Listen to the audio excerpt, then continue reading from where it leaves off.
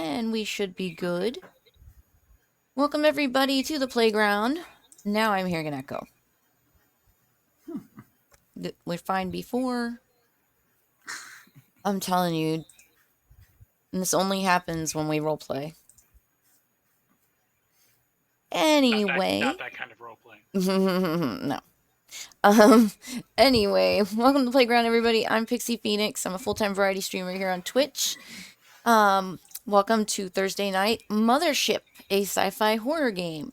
I'm joined tonight by Nox, my storyteller, Zack, my hubby, and me. And eventually we'll have hopefully some more players for this game, but for now it's the two of us.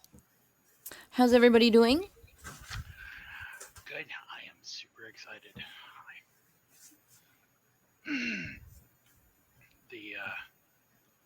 Came out of the last time that we did this super hyped up to get a little deeper into it. So, are you guys ready? Oh yeah. You ready? Okay.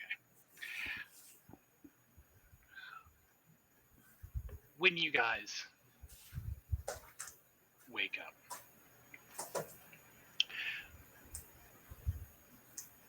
I don't know if you want to go back and let people know about the errata that you had mentioned.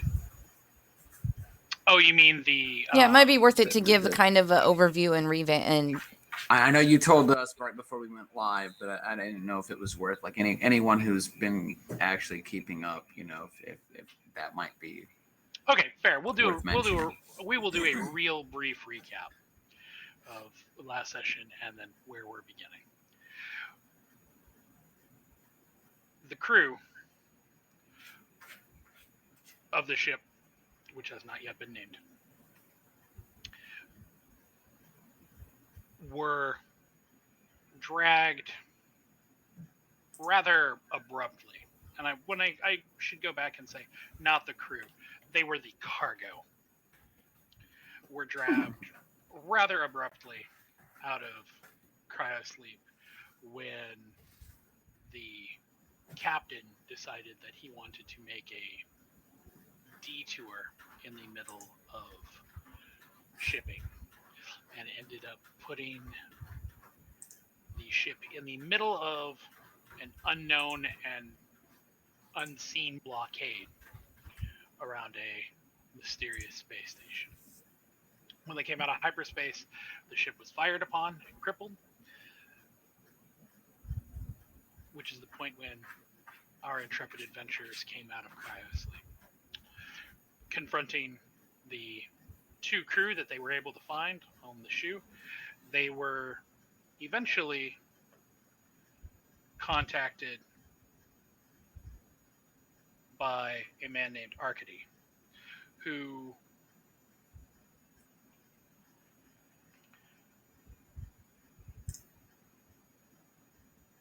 helped them bring their ship over to his ragtag little satellite station outside of this larger station called the Bell.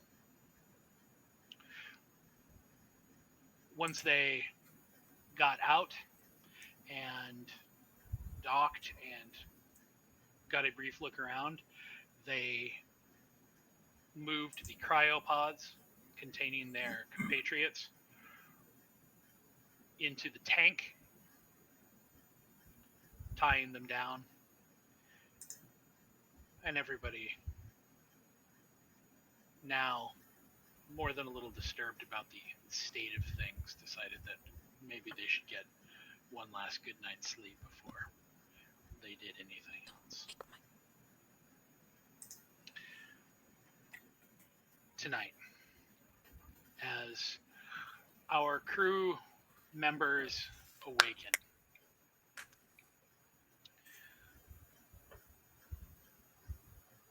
the light in the tank is as sparse as it ever was. The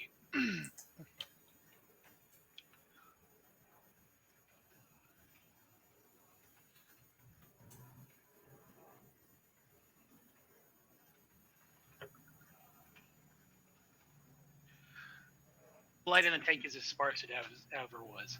The fuel tank has these little LEDs that are a little bit like candles that float throughout it, but unfortunately, most of them have kind of either accumulated around the outside or they have kind of gone into corners in the tank, leaving the place where you wake up. You have your small encampment at the very end where you've put up some lights and things like that around the cryopods, where you guys have tied off. But elsewhere in the tank, and this is basically the fuel tank for a large thruster. It's black. It is deep black. Somewhere in the coming from beyond, there is a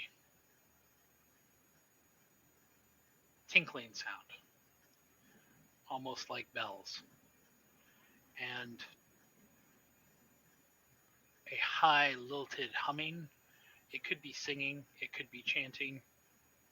It's difficult to hear, to tell from here. It sounds like it's such an echo here in the tank. So that is what you wake into. What are your first actions this evening? What do you do?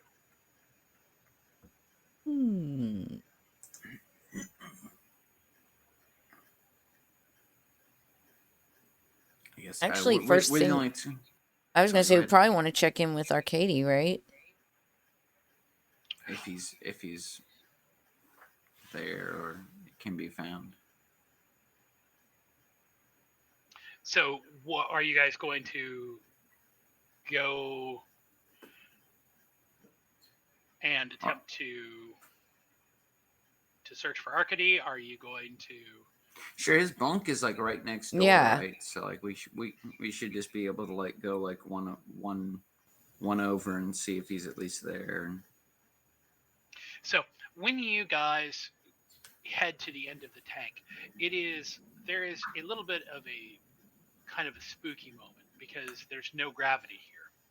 So when you guys get to basically the end of where your light is, at that point, then you're basically feeling for handholds in the dark, and you're attempting to either pull through or jettison across.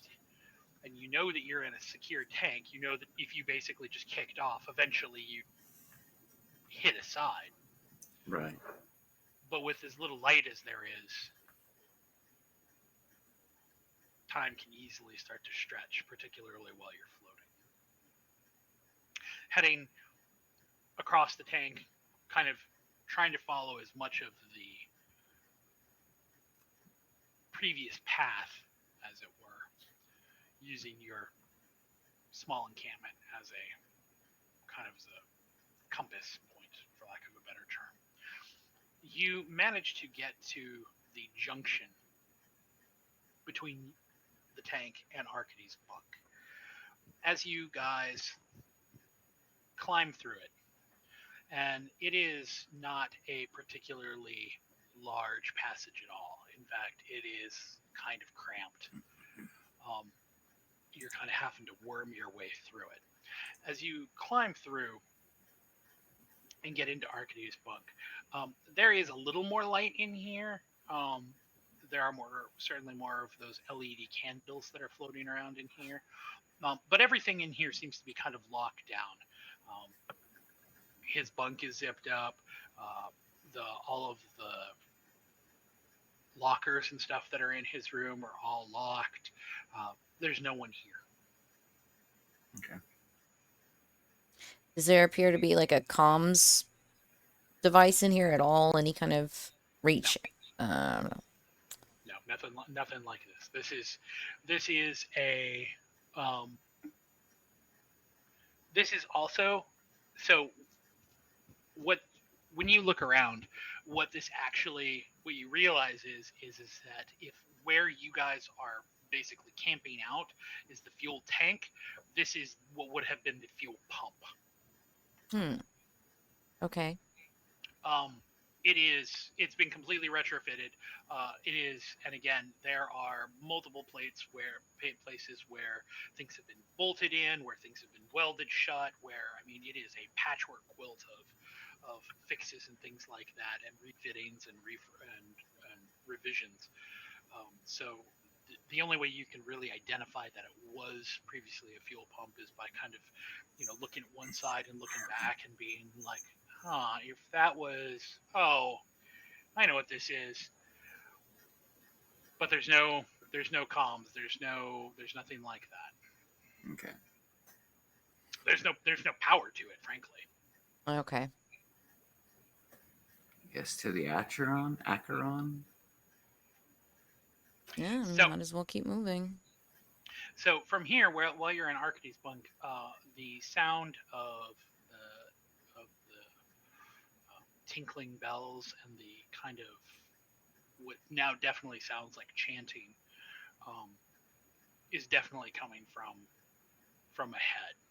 Okay. So as you head down the fuel line, kind of hand over hand through it, um, kind of bumping elbows on the outside of the metal, the metal container that's going around the actual piping, Right.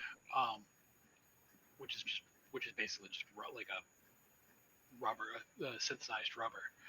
Um, when you get to the end into the Ashron,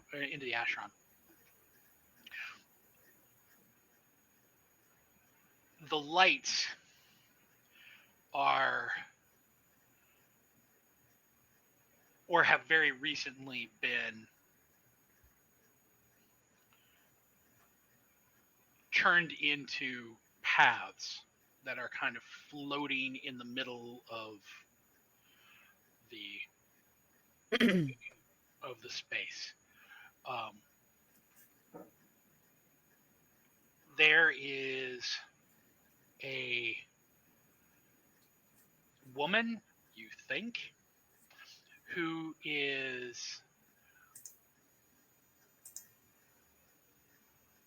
has her head shaved very, very, very close to her scalp. She is wearing a kind of makeshift patchwork. Um, it looks like a robe, just from where you are. Um, it's very obvious that this robe is probably a quilt of jackets and coveralls and vac suit pieces and who knows what else, that have all just been stitched together into a reasonably a decent attempt at a ceremonial robe, uh, given what this person had to work with. She is holding a small bell. It's a little larger than a dinner bell, and is ringing it in time to her chanting.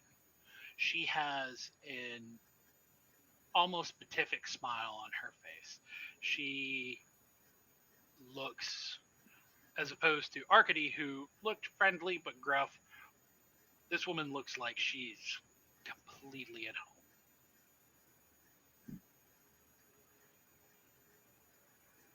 Can we tell anything like age or? home. No, I would say it is. She could be, just looking at her, while she's wearing all of this, she could be anywhere from her early 20s into her early 50s. There's just no way. Okay. She Uh, has one of those kind of faces that very Swinton or David Bowie that will look the same forever. I know. I see these crow's feet. I know. Um, All right. So there's an airlock out the top side, and then there looks like there's a duct ventilation shaft out the left side. Well, I mean, just I I'm think just I'd want to go up and approach her. no. I'm not trying to detract from approaching. I'm just saying, like, yeah, we're in the Acheron now, Mm-hmm. so we do have two avenues that we have not been out of. I'm just putting, but definitely if like, we can approach her, that's fine. So, when you guys go up to her, she turns towards you, and her smile, if it's even possible, gets even bigger. Hmm. And she says, "Greetings, salutations. It's excellent to see more people aboard."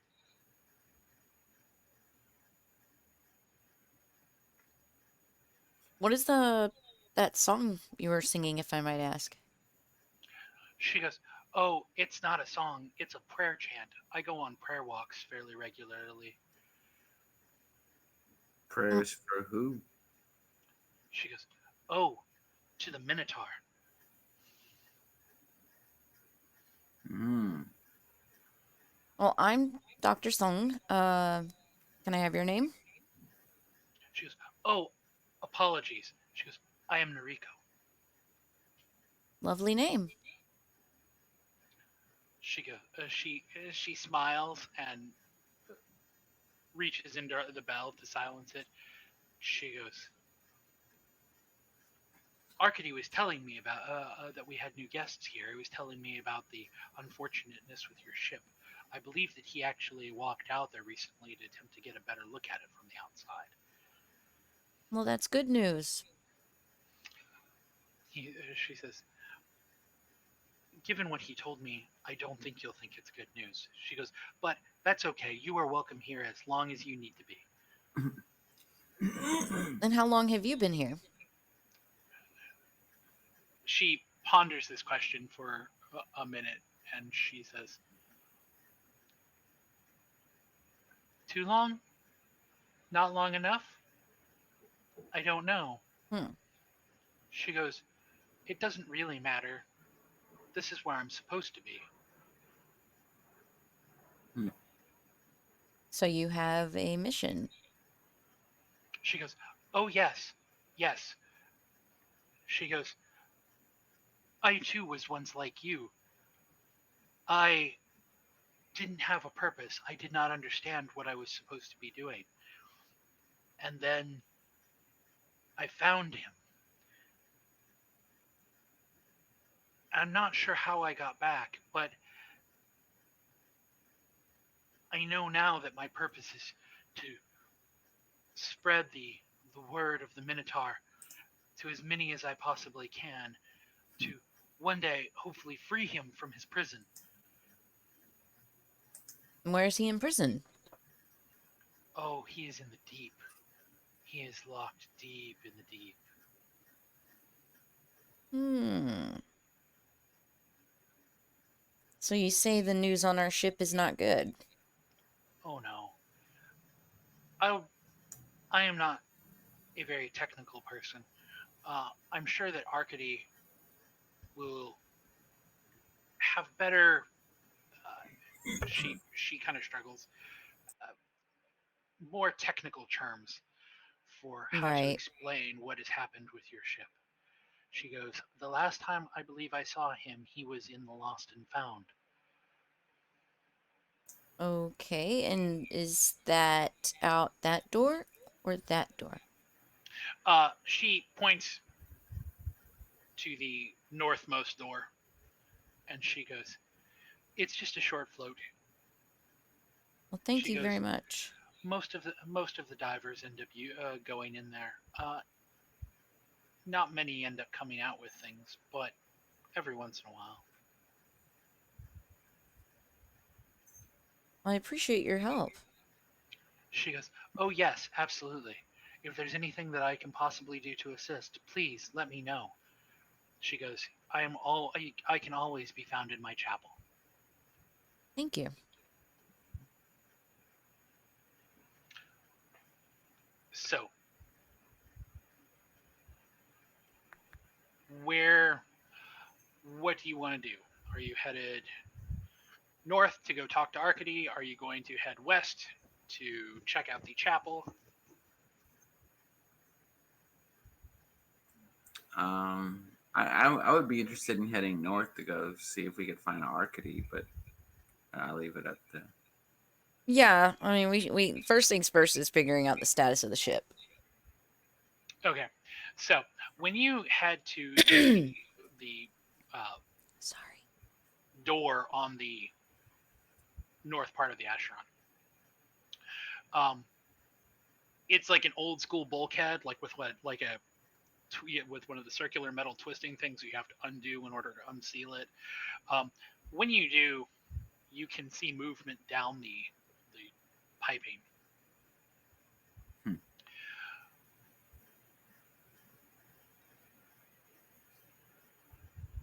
The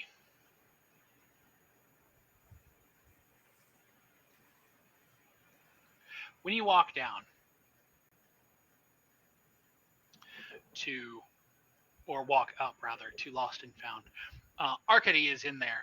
He is actually wearing tonight. He is not wearing like coveralls that are half off. He's actually wearing um, a jumpsuit.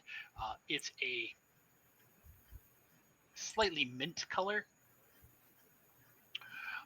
almost as if White had a thought about mint and then decided against it. On the shoulder of the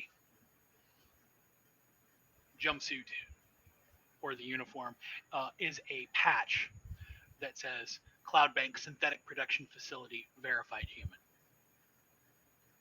Hmm.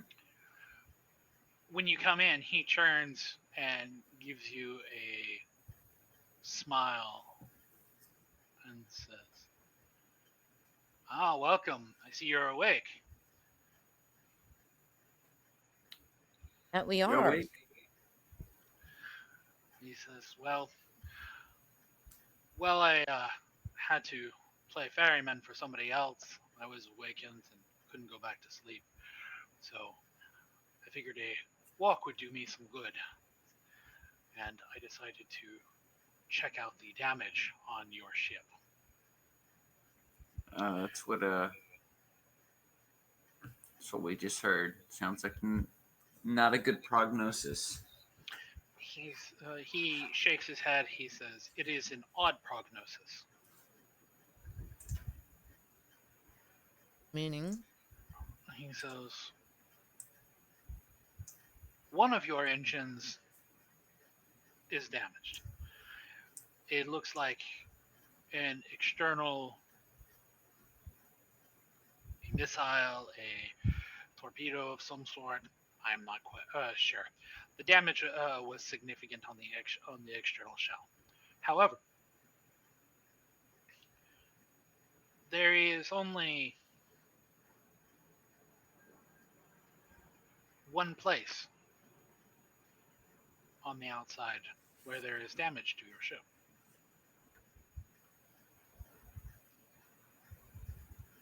He says, when I spoke to your captain,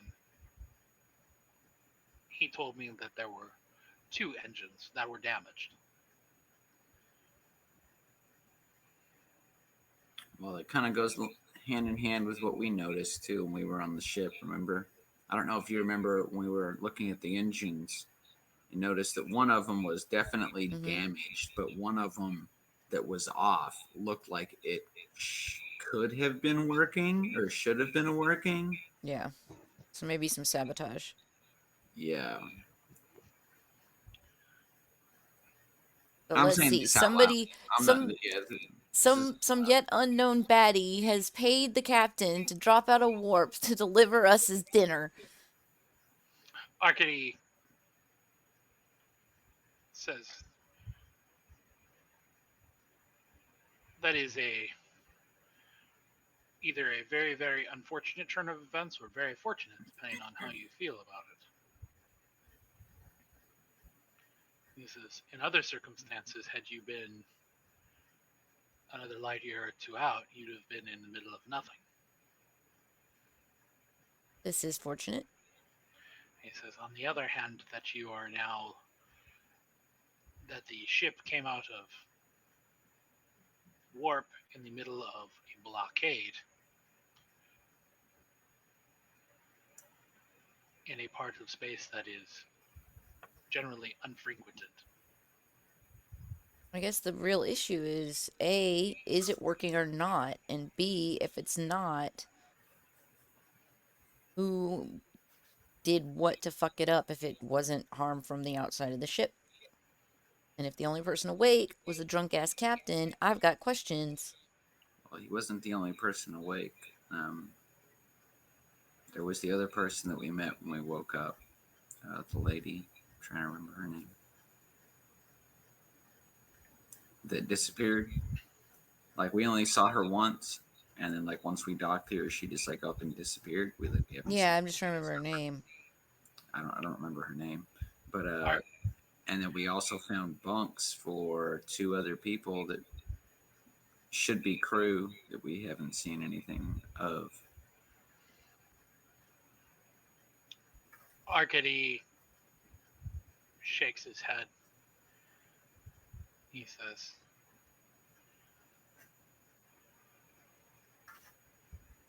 there has been no one else who's come across. He says, uh, your captain, yes, inebriated. He goes, he decided that he would join a team of divers who were heading in. He says, I ferried them across not too long ago. Of course. He sounded very excited. He sounded as if he thought that this was going to be easy pickings. Oh, of course. Man will scavenge anything for a buck. That's the same The attitude problem that is, out of the sky and into the blockade. problem being, like, why he wouldn't leave word for us or at least wait. That is of concern to me. Perhaps he does not wish to share in the spoils.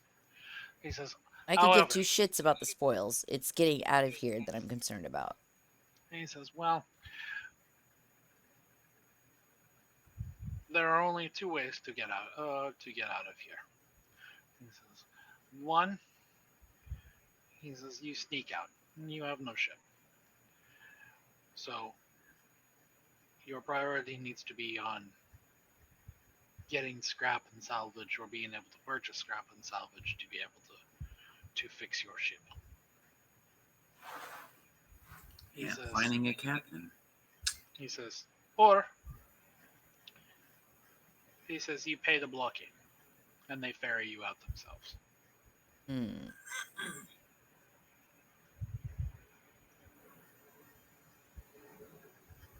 Well, I guess we have no other option. Yep. He says, well, while we are here, he goes, in the event that you need anything, this is where we do business. Understood. And he says, oftentimes divers, they come back, they bring things that they loot, things that they find, the corpses of their friends, things that their friends were holding. He goes, they give it to me for safekeeping here in Lost and Found, but they never come back. So I open store. Makes sense. He says, so if there's anything that you need, he said, you let me know. Well, what is it going to take to get the parts for the engine? He says, that I am not so sure of. He says, I have not actually been aboard your ship, so I do not know what the damage is. He says, I saw earlier, before you woke up, before I ferried them across, your captain was also on board your ship. He says, I do not know if you have any prized possessions or if there was anything else that he could have taken. I'm starting to think we might go do a walkabout on the ship and just check and see. Yep. This echo's really pissing me off. He says, "Well, if you need to buy anything, let me know." He goes, "If you decide that you need to be ferried across to, as they say, dip your toes in the water," he goes, "let me know." For now, I think we'll just head over to the ship and see if we can figure out what needs repairing. And then from there, I guess we'll see where we go. He gives you a smile and he goes, "Well, I will be here if you need me." So, do you head back to? So okay. So what is your next? Are you heading back to the Acheron to then To then go to the ship. to head out to your ship? Are you? Yeah. And then I guess try and Well, I mean, does the door off of the east side just connect through on the other side of the thrust chamber? You have no idea. From where you are in Lost and Found, that is a sealed blockade. Like that That's a is no-go. yeah. There's no like Okay. that door is locked down and it looks like it's pressurized. So Okay, that's fine. So yeah, we'll double back.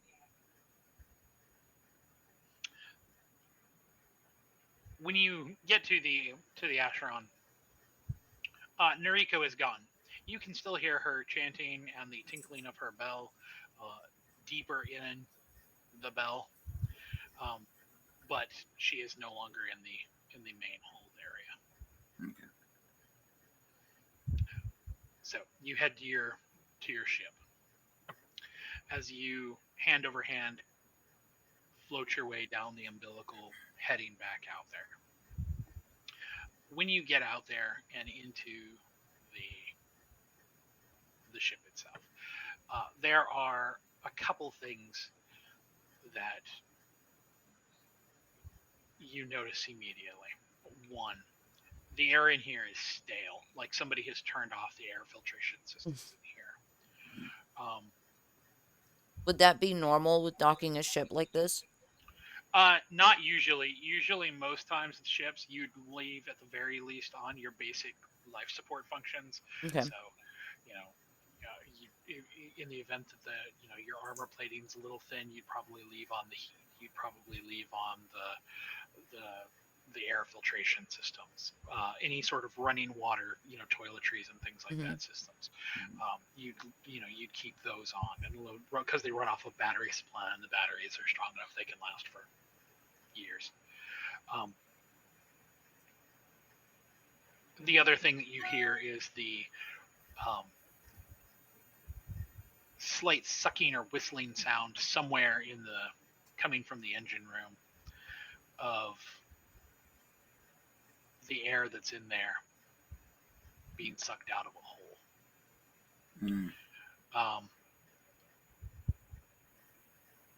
The cargo area has been emptied of all of your cryopods. But even more than that, anything that was extra, any additional shipping cargo freights or anything that are in there, those are gone. Of course. And there is a smell.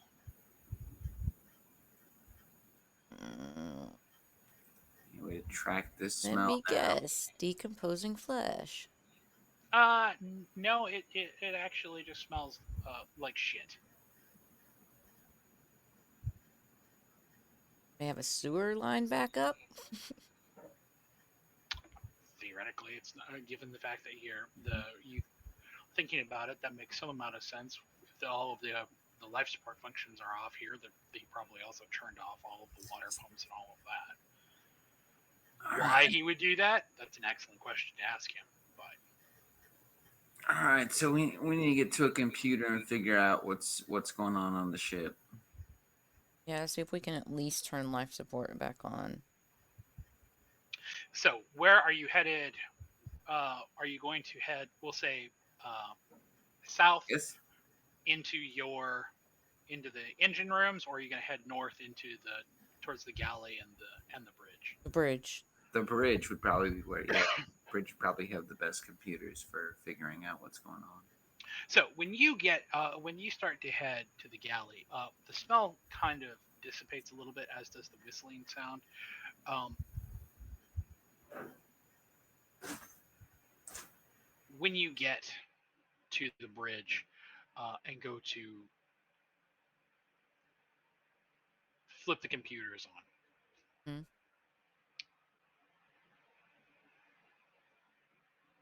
they are scrambled. Great. The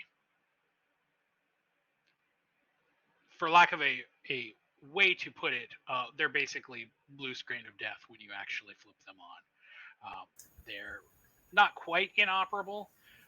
If you wanted to attempt to see if you could use your computer skill to reboot them or to retool with them for any sort of details, you can certainly do that. But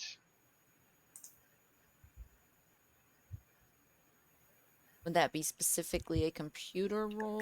roll? Or yes, it would be. okay. Wait, hold on.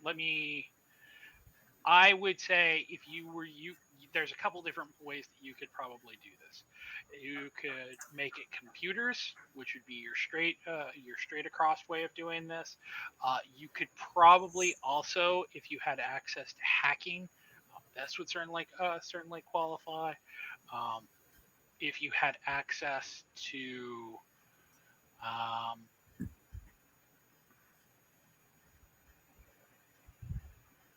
Not this character. I was gonna say, if you also mechanical repair would also probably qualify here. I only have computers. Go for it. And it's intellect. Yes. And Nice. So you flip the computer screen on, see what it's doing, flip it back off, hold a couple keys down on the thing, and flip it back on again, booting it into safe mode. When it boots into safe mode, it actually boots to a usable console.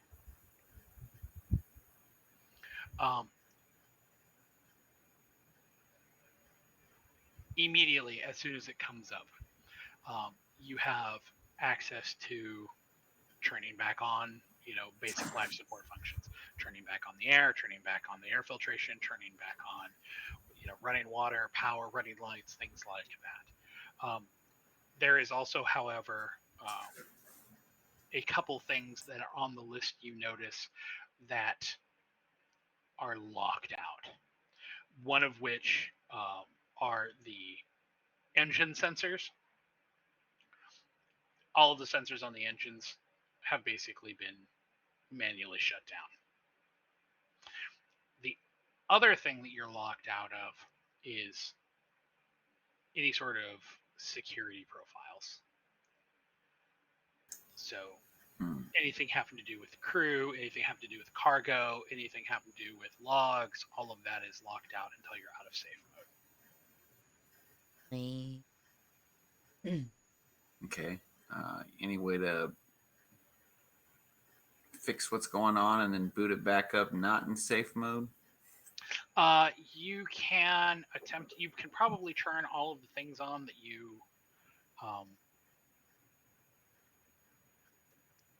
you need, all of the running lights and all of that. But you don't know if it's going to boot until you actually reboot. I should redo it. All right. Well, all right. Let's turn things on and try a reboot and see what happens.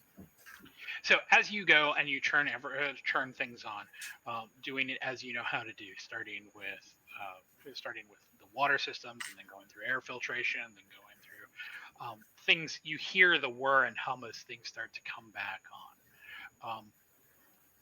As soon as you hit the air filtration, the smell gets much more pungent. Hmm. throughout the entire ship. Yeah, we're gonna have to go hunt that down. Yep. When you attempt to actually do a full reboot, uh, it boots up correctly, but comes to a password screen, which it did not do before. Okay. Have you invested in hacking yet? Not yet. Okay. What a computer's attempt maybe get around that? I would say that you would I probably need higher skills. Yeah, you're probably going to need to come back. Okay. Okay. Well, let's hunt down the smell. Use your bloodhound. Wits and aspects. So, as you are going and heading through the ship, heading back towards where the smell originally was coming from, the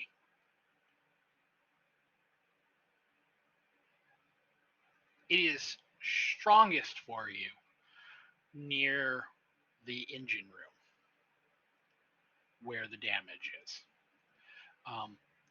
But it appears to be coming from a ventilation shaft. Mm-hmm. There are some things here. I mean, you could float up. There's not really anything to be able to firmly grab onto. You could probably try to pry it open if you've got a pry bar or something like that. You could try to cut it open if you've got a laser welder or something like that. But there's nothing really to give you any sort of purchase without some sort of additional tooling. What is a vibichet? Would there be an item in my camping gear that I could use? Theoretically, I have camping gear. That would be about all I could contribute. Can hack through limbs or dense forestry, but not metal doors, airlocks, etc. Okay. So it's basically a machete. I have a machete. It's called a vibichet. you could, if you want to attempt to use that um, on the vent, I would say that's going to be a strength test. Okay. And I don't have any skills. I don't think that would help. Nope. Okay. So just strength.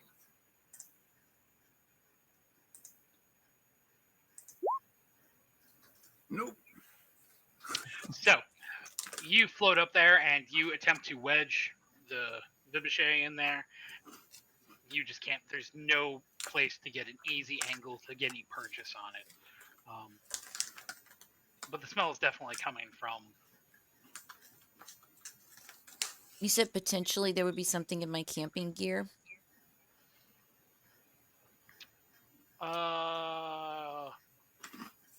Potentially. Yeah, I'm looking at like what's in camping gear. I would say your camping gear. That's probably going to be stuff like your bedroll, your. I'm just thinking if there was if I need to do a tie down, there's got to be something that might have a flat edge to. I don't know. Grasping at straws here. I would probably have said, like, if you're talking about something like to hammer things down with, that's probably your flashlight. Oh, okay, okay. Well, if I have the same weapon he has, could I not just try the roll with my weapon? You could if you wanted to try. Okay, so I click the under It's weapon. just strength. Yeah, it's Oh, just roll my test. strength. Okay. Good luck. Normal? Yeah. Yeah. No modifier. Good God. Yeah, there's no Every one of my rolls has been way. I might as well just take the dice and throw them against a wall. So you're in the same position. You float up there. You take out Mhm. your Vibachet. You're trying different places. You're looking. You two are talking. You guys just can't get any purchase with it. So, where are you guys headed next?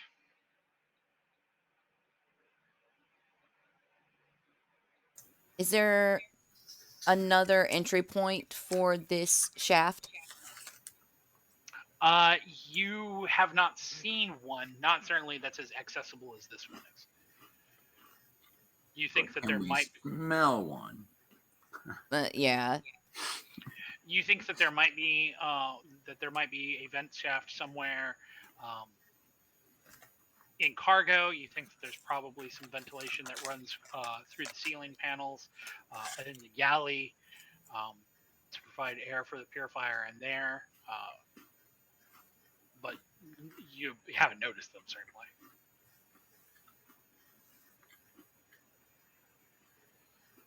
Generally speaking, when they're trying to build living quarters, they try to put those things in inconspicuous places.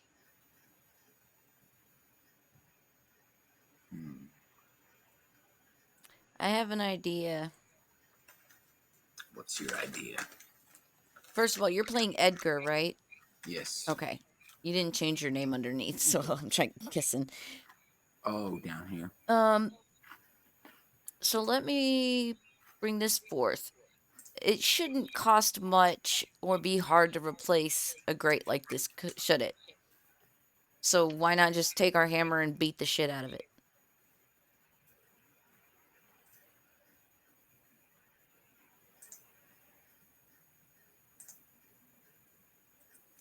Is this a discussion between you two? Mm-hmm. I'm not opposed to trying to break open the.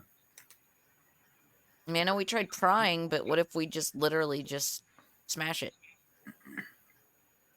Is there anything around that we can use to? Well, like he said, I have camping. Oh, no, he said the flashlight. Let me see what else I have that might be heavy. I don't know that I have anything on my person. That's why I'm wondering, like, what's around us. Like, is there anything? Oh, that's yeah. I get what you're saying. I mean, I have a oxygen tank, but I don't know if I want to bash that against something. Yeah, that might be a little dangerous. Yeah. Wait. You said we're still in the engine room proper? Mm-hmm. Yeah, I mean, there's got to be equipment here, something weighted. You can. So there's not a whole lot of like heavy tools or anything like that. Here you find there is it is like a long thin rod, or kind of like it's like a little bit thicker than like what in today's day we would use to like open to Jimmy locked car doors. Oh, yeah, Slim Jim. Yeah, it's a little thicker than that on all sides. The metal's pretty hard, but that's about the only thing that's reasonably usable in there that you can find. That you could like swing at anything, and you're not entirely sure that if you put this weird little rod against the grate, that the rod would win.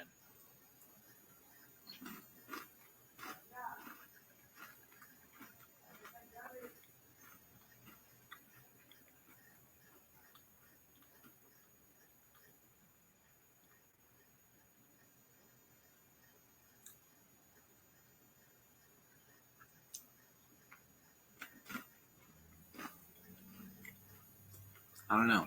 It's kind of one of those like situations. Like I feel like if I was in D&D, I'd just take a 20.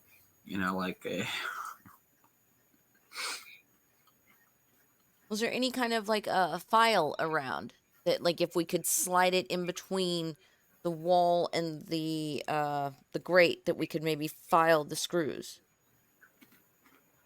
I would say that that's probably there. So it is not screwed on there. Okay. It's been tooled on there. So like there's a specific tool to. Uh, It's an there's a Apple. fucking Allen wrench when you need one. It's an Apple product. It's got the Yeah. soft. Oh, sorry. Switch up positions here. All right. And then I guess we just figure out. I mean, if we can't get in here right now, then I guess we figure out what's going on with the rest of the ship. Yeah, but how much longer are we going to be able to stand this stench? If we can't get to it, I don't know that we can do much about it right now. So are you heading back to the bell? Did we already look over the living quarters? You did. You walked through the living quarters when you headed to the bridge. There not a whole lot of change that you saw there. Okay. I mean, unless there's anything else you want to check out, Edgar. I can't think of anything at the moment. So yeah, I guess back to the Acheron So or the belt. when you get there, the carefully curated paths of candles have naturally dispersed. You need to put these damn things on strings or something. Shit. The room is has a kind of faint glow to it. It is reasonably easy to navigate in here, to float around, and see everything that is in here. The only real thing about it is that while the light has provided kind of a glow, none of it's concentrated in any real place, so it's all very dim. So, what is your next move? Are you going to continue to investigate the bell? Are you headed into the deep? We're kind of password locked right now, as far as the ship goes.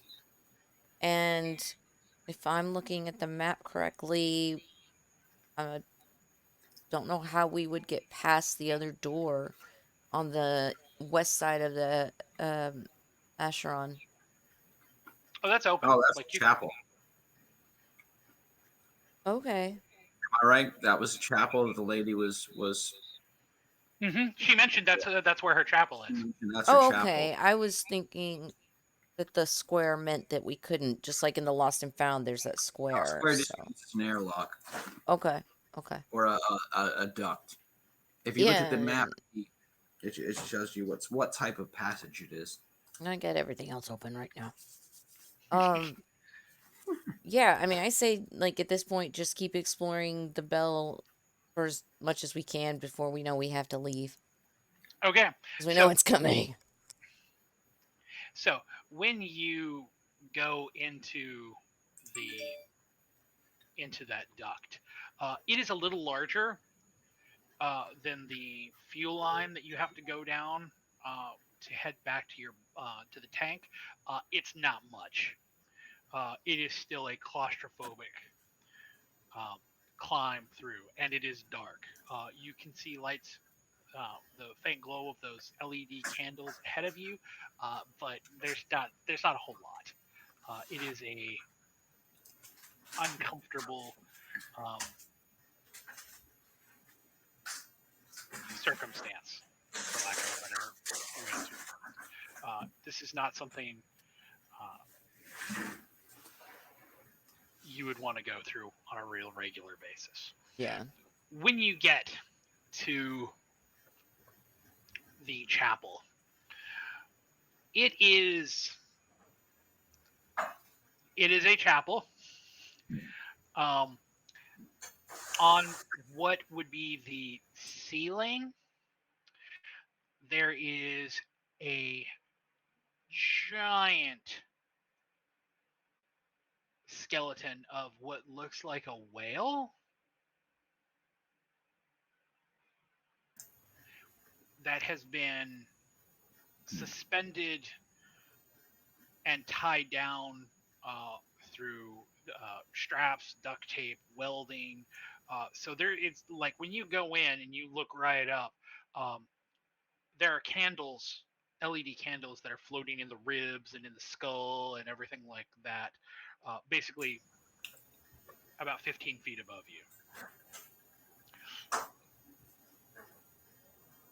At the head of the room, under basically not too far underneath the head of the whale, um, there is a crucifix that has way too many arms on it.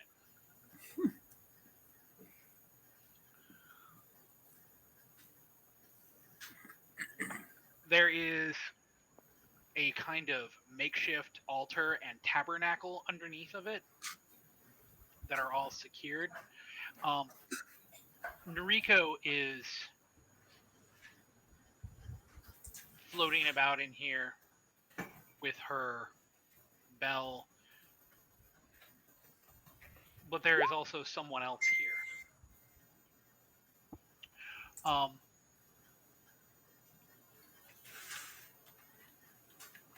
he looks, he is kneeling in prayer. Uh, he's wearing, it looks like body armor or um, or makeshift leathers that have had armor plating sewn onto them or riveted on. Um, he is, one of his arms is definitely not still human. It is definitely some sort of robotic prosthesis. Uh,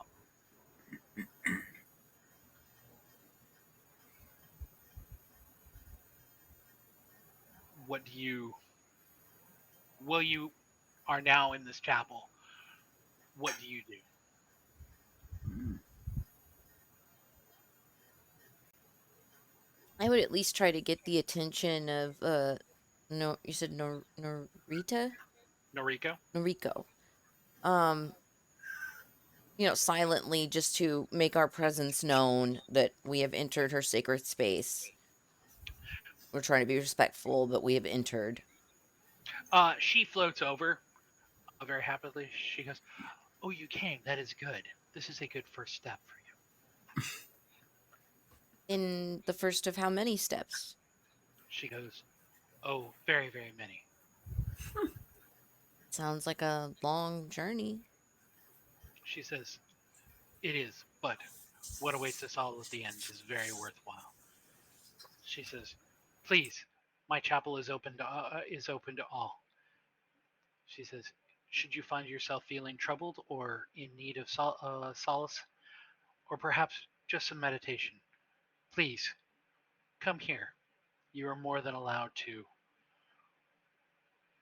use my chapel for prayers and meditation." May I ask, how many times have you been to the deep? She thinks for a long moment and she goes, "I am not sure."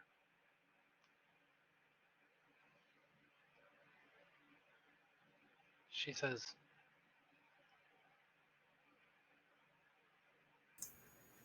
"I only remember the one."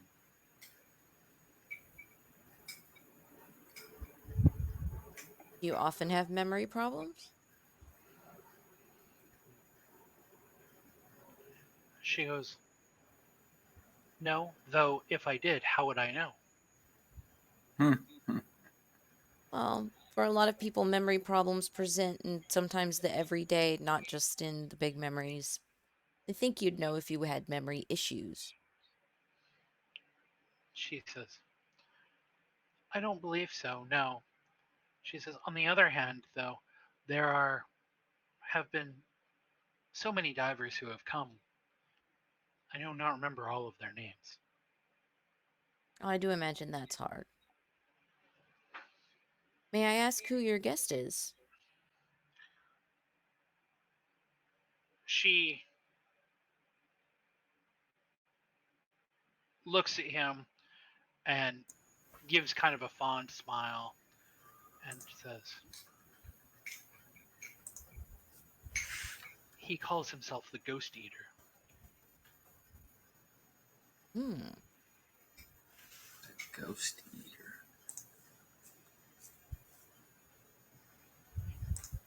Is he He one of your is. followers? Oh, no, no. He does not see things as I do, unfortunately, though I continue to try. She says, however, while he is abrupt sometimes, he is one of the few regular divers that seems to come back.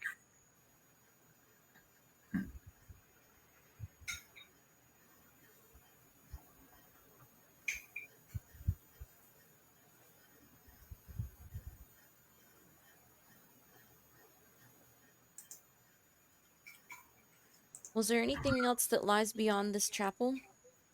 So, there is definitely a door off to the side. So, um, if you're looking at the back, there's the multi-armed crucifix. There's the tabernacle and the altar.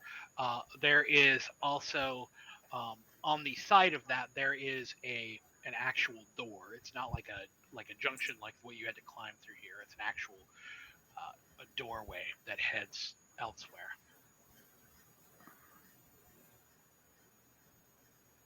I would ask her permission if it's okay to continue exploring. She goes, "Oh, by all means, the bell is our home."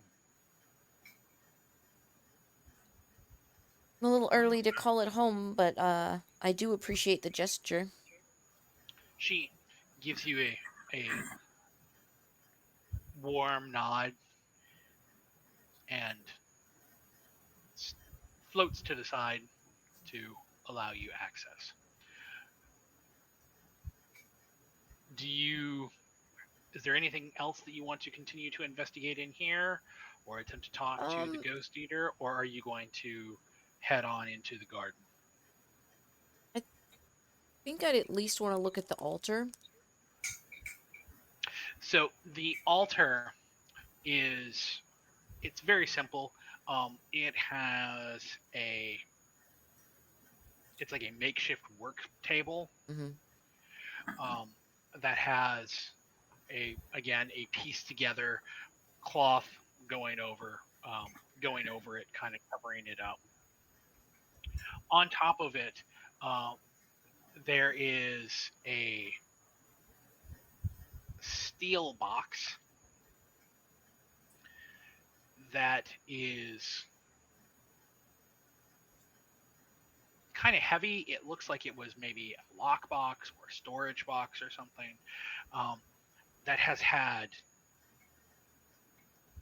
writing in a language you've never seen before, just dremeled all over the outside.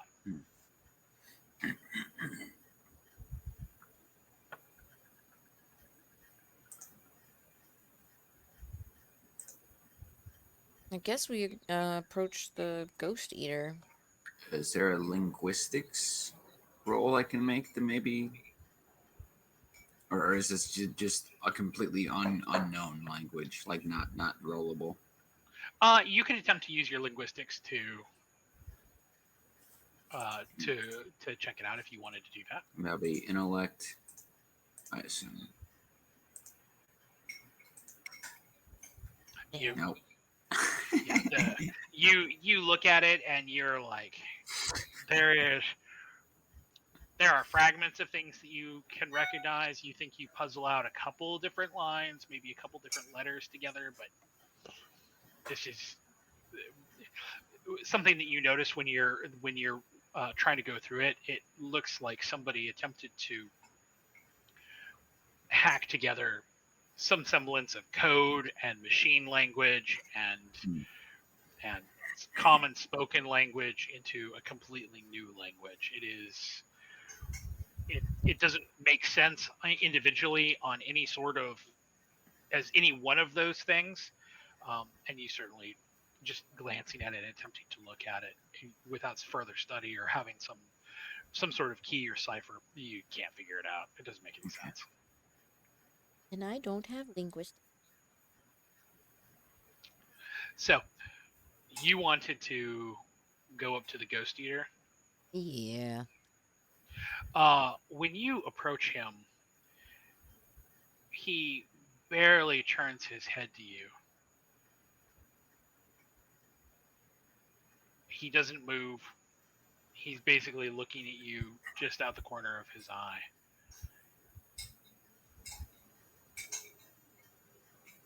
He says, "What do you want?"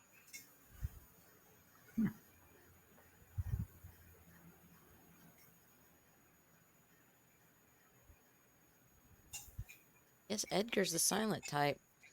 Well, I'm sorry to disturb your prayers, but we're new here aboard the Bell and just trying to explore and see what we can accomplish before our ship being repaired.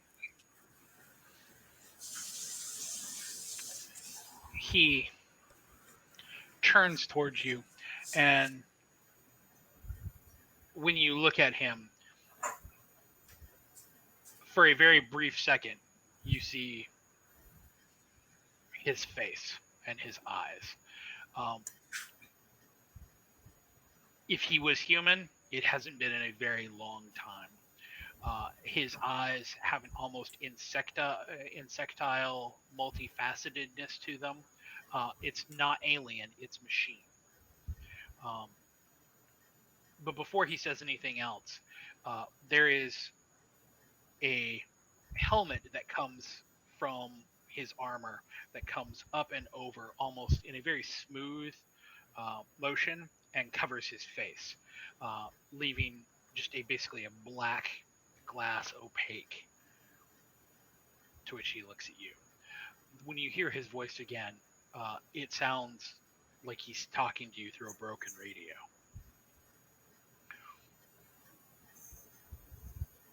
He says,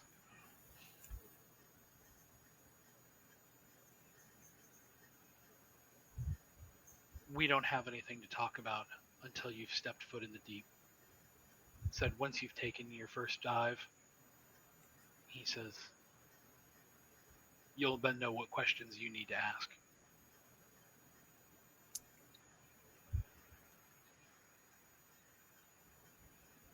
Well, Edgar, I don't think we're going to get anywhere here. We might as well move on. Yep, seems like it.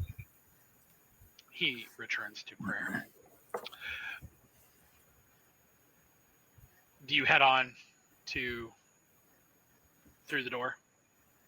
I mean, is there anything else that would stick out here? It's already a very odd situation, but The one of those things which is kind of one of those, if you gave it more than 2 seconds of thought, you'd go, huh. Um, None of the doors in here would accommodate the skeleton. At its at its biggest widths, the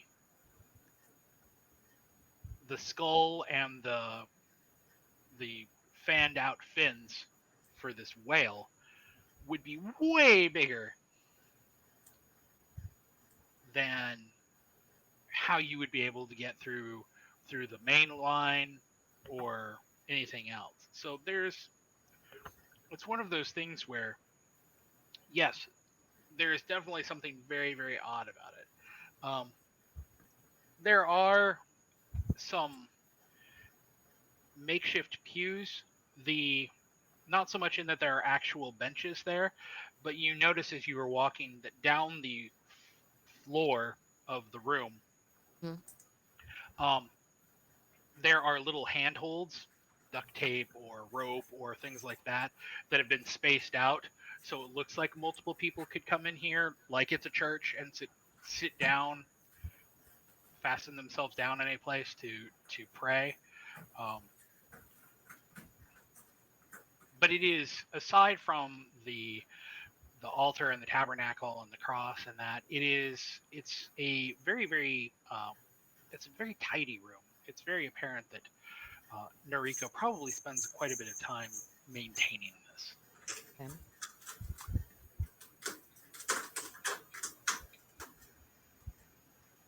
So what is your next step? One last thing. Since I have biology, is there anything that stands out as odd about this particular whale or type of whale, or is it just literally your run-of-the-mill Earth whale? Uh, it is a kind of a run-of-the-mill Earth whale. Okay, don't even have to roll. Okay. Yeah, that was my last wondering. Although, given the fact that Earth is a very, very, very long way away, uh, It still seems fucking weird. it's a little weird to have a whale skeleton here. Yeah. Hmm. Hmm.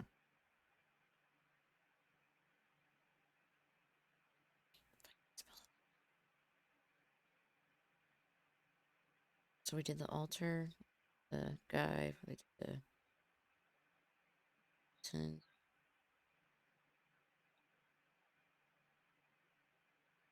Yeah, I'm thinking at this point it's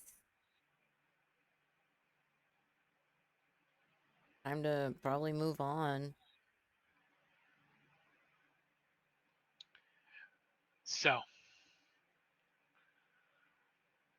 Edgar, do you have anything else that you want to address or do here, or? I don't think so. It seems like we're getting stonewalled by everyone here. So it just kind of Mm-hmm. seems like we're getting to the point where we're gonna have to go to the deep, like regardless if like we're gonna have to go there regardless of what we want to do. We have to go to the deep. I figured as much. That's the whole point of the game. So, you are going to head through the door at the back of the chapel, Mm. correct? So, when you head back to the chapel,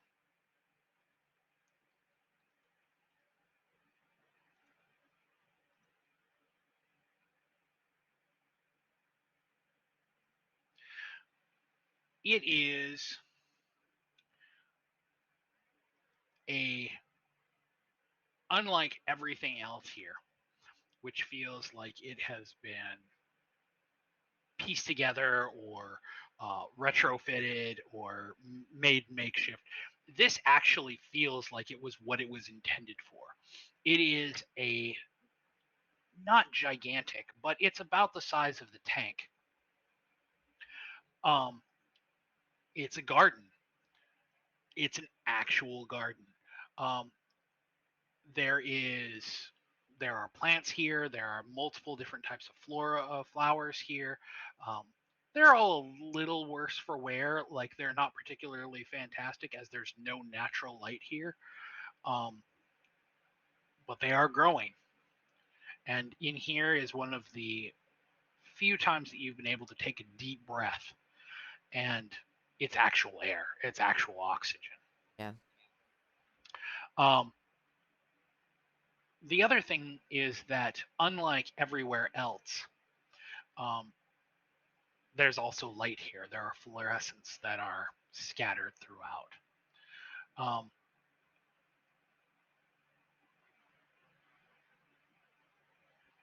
when you look among the plants, you notice that there are tiny figures, little effigies, or mementos or tokens um, that are nestled among the roots or that are nestled under certain things.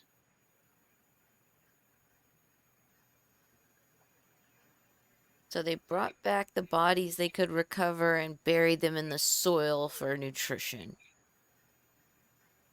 These are the markers of the graves.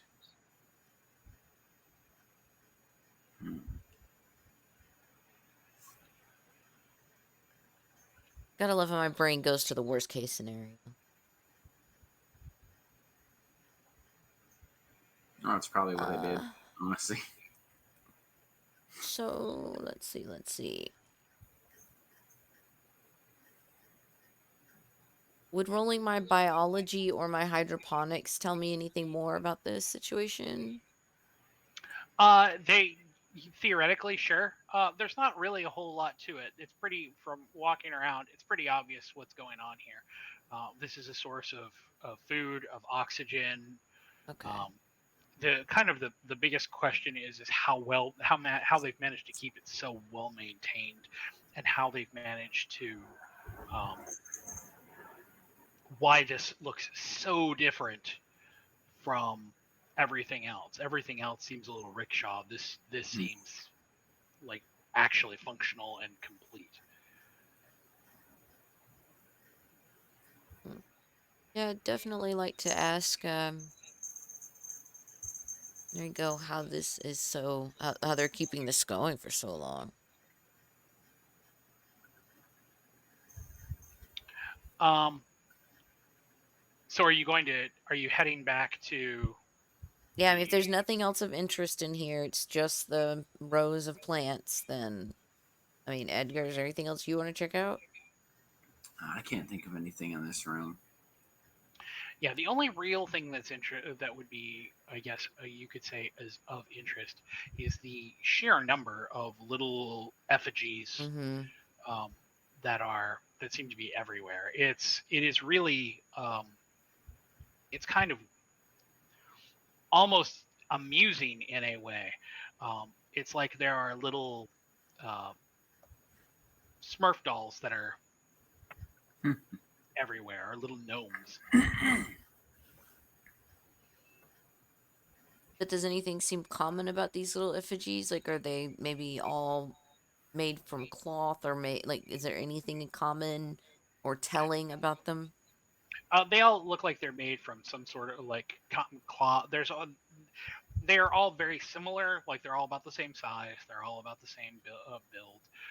They look like they're little wicker men or little straw men Mm-hmm. that have then little pieces of cloth that have been sewn onto them to look like they've got little clothes. Like maybe that's what the person or whoever the effigy was supposed to look like. Mm-hmm. Hmm. Okay. Mm-hmm. Yeah. All right. Well, yeah, I guess we'll head back the way we came. So when you get to the chapel, the ghost eater is gone, and it is just Noriko. When you come in, she smiles her ever-present smile at you and gives you kind of a bow and says, "I see that you are already back from the gardens." Um, yes, it was lovely. Were you the one that left all the little tiny straw men? She goes, "Oh yes." Quite the collection. She goes, "No, not a collection. Those are mementos. Divers who either never came back or came back deceased. The Minotaur could not save them." Hmm. And what would happen to us if we went looking for this minotaur?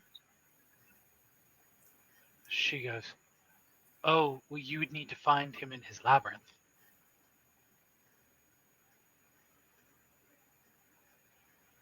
And say we were to go to this labyrinth, would you be interested in going with us? She goes, "Oh no, no, no, I Mm, could not possibly go."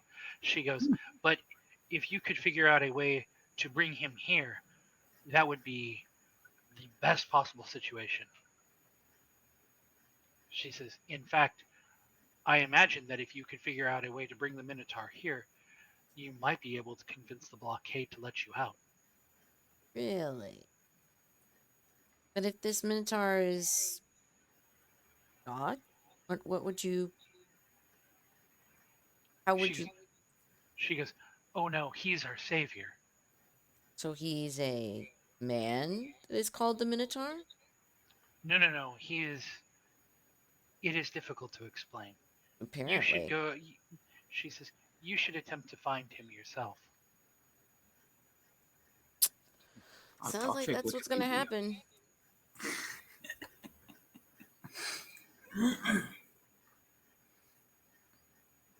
Do you have any advice for finding?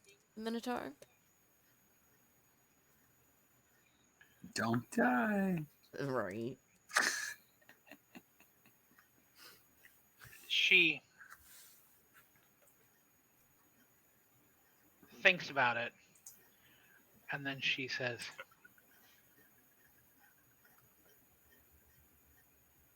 if there is any advice that I can give you, it is that too often those who board the deep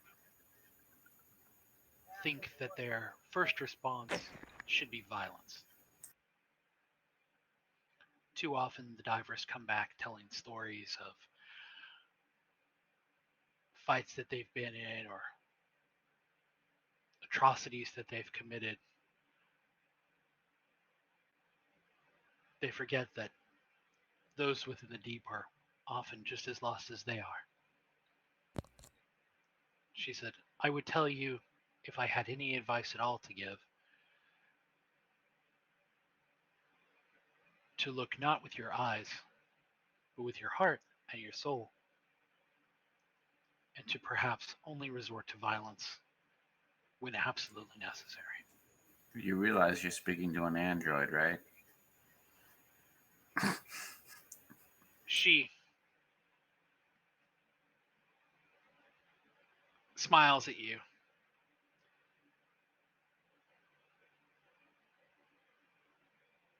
and says, are you?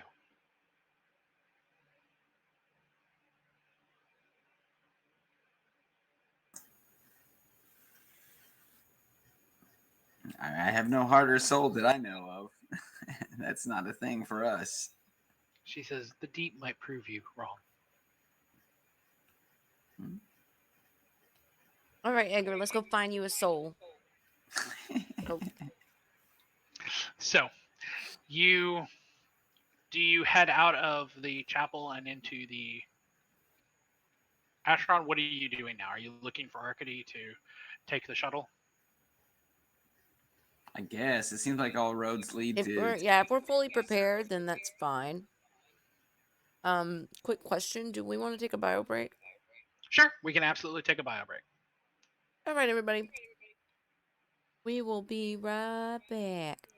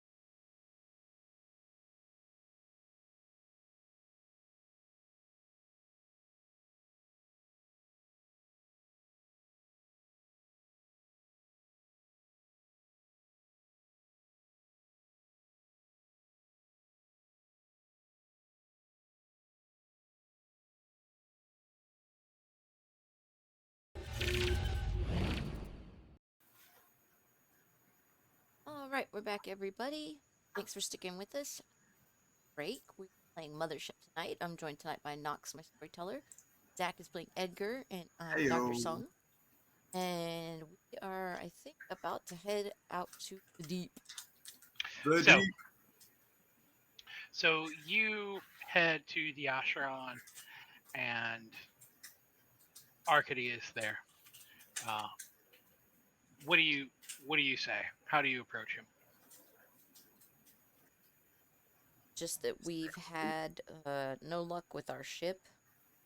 The communication systems are protected. Do you happen to have any hacking skill or means of maybe getting into the. He gives you a sad shake of his head. He goes, "I think you should probably find your captain." Yeah, that was what we That's were the point. fearing. Also, be warned, once you make it to the ship, there is a very rank smell. We tried investigating it, but we don't have a proper tool to get into um, Ventilation. ventilation. Would you happen to have a tool that we could borrow ourselves, or is this something that you think that we should forego as well until we get our captain? He says, I do not think I have an airship or a ventilation shaft opener handy." He goes, "I will check in lost and found." I appreciate it. But yeah, at this point, we are on the same track as you, that we should probably head to the deep and look for our captain. He says, "Just the two of you?" We're the only ones awake, so I guess so. He goes, "All right, follow me." He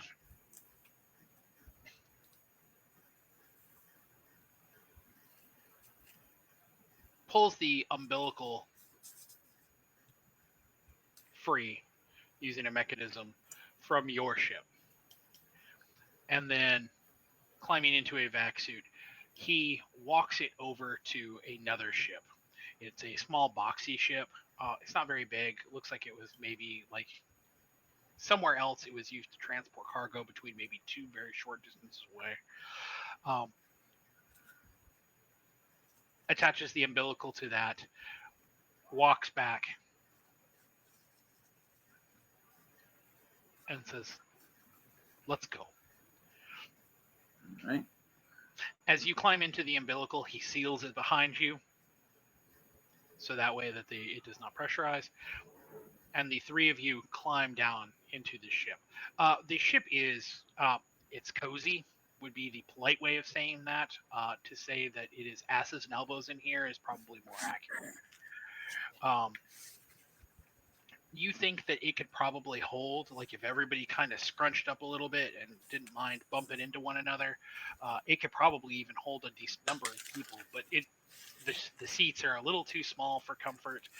Everything there's people have left stickers on things. There's decals. People have cut messages onto it because they thought they were being cute. This is very, very well used. He waits for everyone to strap in,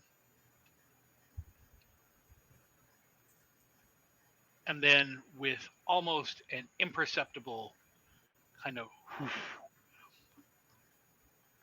the ship comes loose from the bell, and he starts to steer it towards a well-lit docking area, the outside of which has, on the outside of the ship, there is, or the outside of the station, it is well labeled in giant block print. It says "Visitors Dock."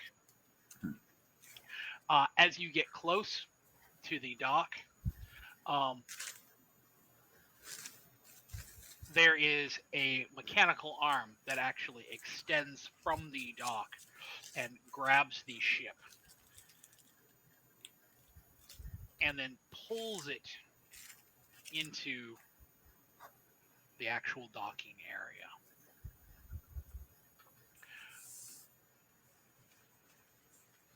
Once it pulls in, the doors close behind it. And you realize, did that change over? Mm-hmm. There's gravity here. Oh. You're not floating here. There is actually, it is a little lighter than normal, but it is definitely a close to planetoid gravity system here. There is uh, there is air flowing through here. Um, Arkady opens the door, waits for you guys to disembark, and he hands you a radio transmitter. It's about the size of a walkie-talkie, maybe a little larger, um, but the there is only one button on it. There's no way to transpond with anything else. Hmm. He holds up the another one in his hand. He says,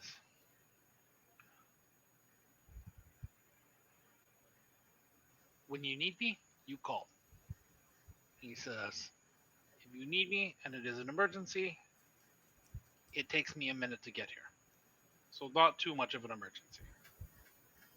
All right, thank you. He says, "Good luck, good hunt."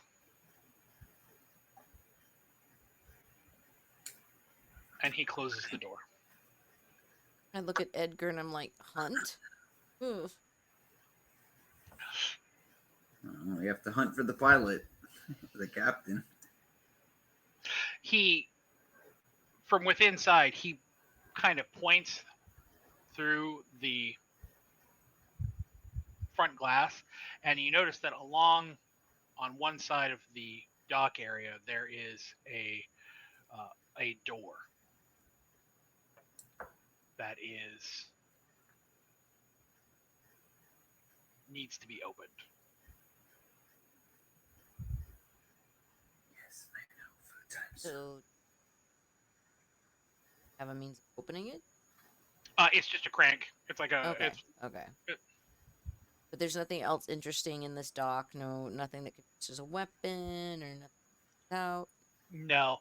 The only thing that is kind of notable that does stand out to you is there is an umbilical in there that wasn't used.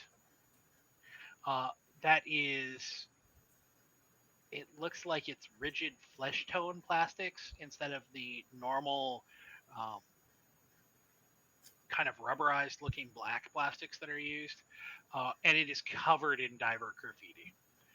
It looks like there's probably maybe 100, maybe more different little pictures. People have made big murals on it. It is just covered in graffiti. No, it definitely is plastics. All right, interesting. So, do you guys head for the door? I guess so. That's the only place to go, right?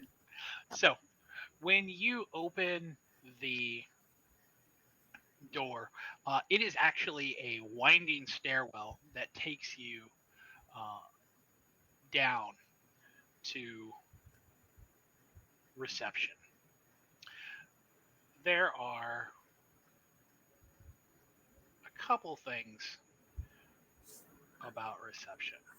Uh, I'm going to show you the first thing that you see when you walk through before I actually.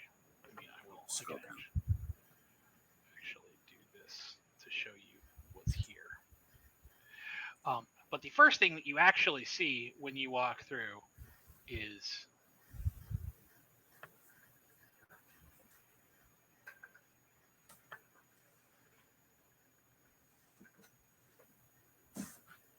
this.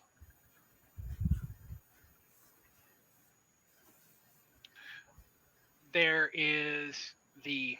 It is a pretty wide open space here. Um, there is carpet that is at one point must have been fairly luxurious. It is It is not luxurious anymore. It is filthy. It is beyond soiled. Um, there are bullet casings that are all over the floor in varying places. The desk is riddled with gunfire. Hmm. And the terminals that are on top of the deck, on top of it, have been destroyed by that gunfire. There's a corpse that is hanging from the rafters by an electrical extension cord. And of course, there is the graffiti, "One way out." Well, it's nice we got a warm welcome. The other thing that you notice is the music that is playing over the intercom. It is the type of thing that you would hear in a million different elevators across a million different corporate headquarters. It is supposed to be innocuous. It is, in fact, incredibly annoying. However, it is also seems very tinny, as if the sound system has been damaged or the original recording is damaged in some way. So, Any Is it- computers? What was that? Any computers here to look at, or Just a computer that has been destroyed. shot. There of course? is it pretty obvious that this person died by the gunfire, the hanging? There. It is so. They did not die by gunfire. They definitely died from being hung. There anything telling on the corpse? Like from the clothing? Can we figure out like maybe what a person's job was? There's no. They're Okay.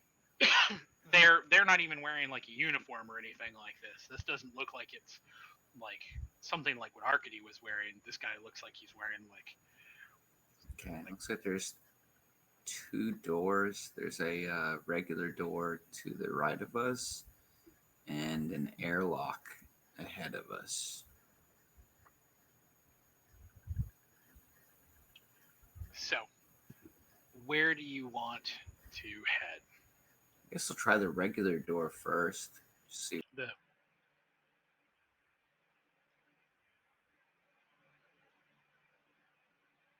Ian? No, he just cut out completely.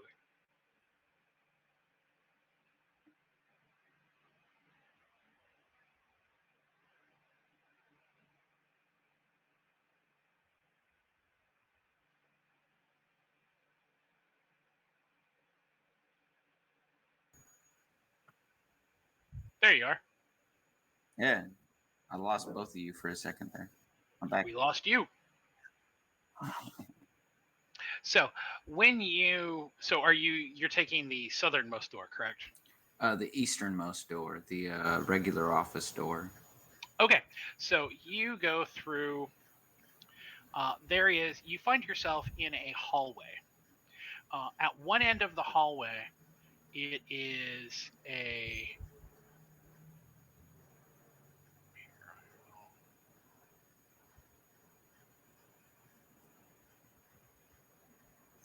At least you guys can. Okay. Fine. Okay. Sorry, there was just a very long pause, and I didn't know. Sorry, I was trying to. At one end of the hallway, it looks like there is an elevator that goes to the next floor. Okay. There is on the other end of the hallway. It looks like it goes to. There are a couple meeting rooms, and then it goes. There is a door that is labeled. There's above on the hallway. It is labeled as kitchen. This hallway is not in any better shape than the reception area is. Carpet is still filthy here. There's bullet holes in the walls.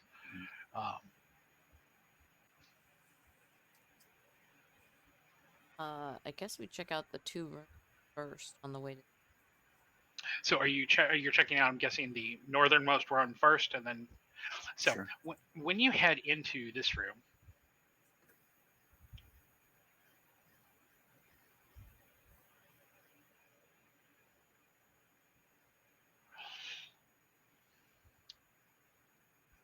the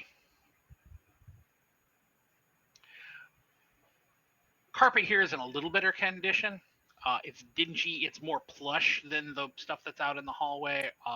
But that also just means it's kind of more soiled too. Um, there is an executive meeting table that has the words "fuck off" carved onto the top. That's been flipped towards the door, like it's been made to be. A barricade. Yeah. Um, there is also a backpack that has been set up near it. Um,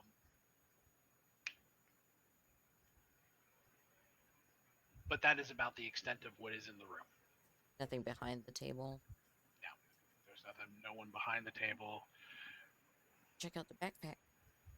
So when you flip open the backpack, there are 6 used stim packs that are in there.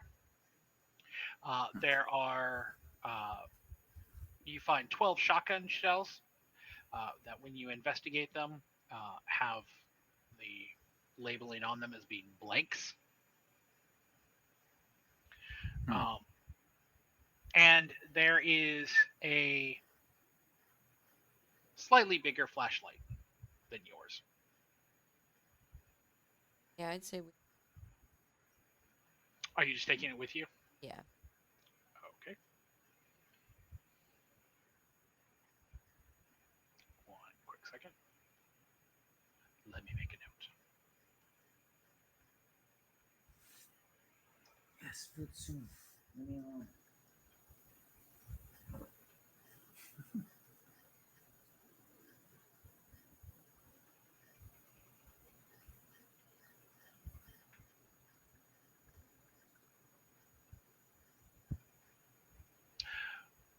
In the next meeting room,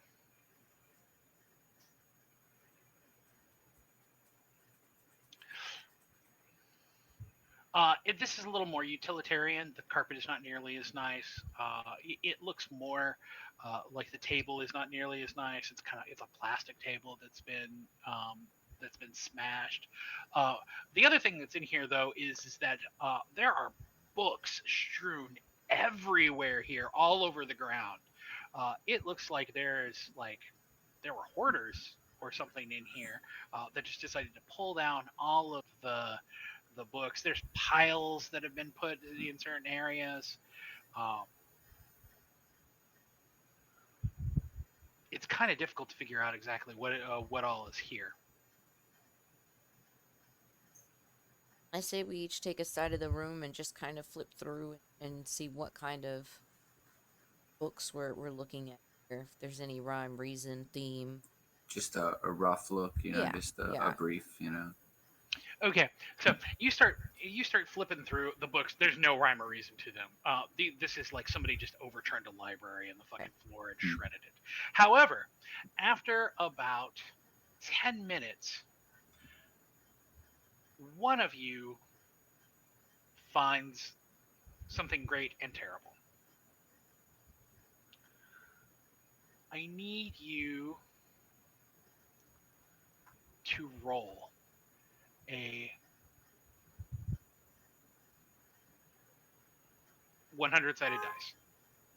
Either one of you. No skills involved. Just Nope. a You go ahead, Zach. I've how had does shit okay. rolls this entire game. Yeah, I haven't had great ones, but here we go. Let's do this. See if this works. All right. So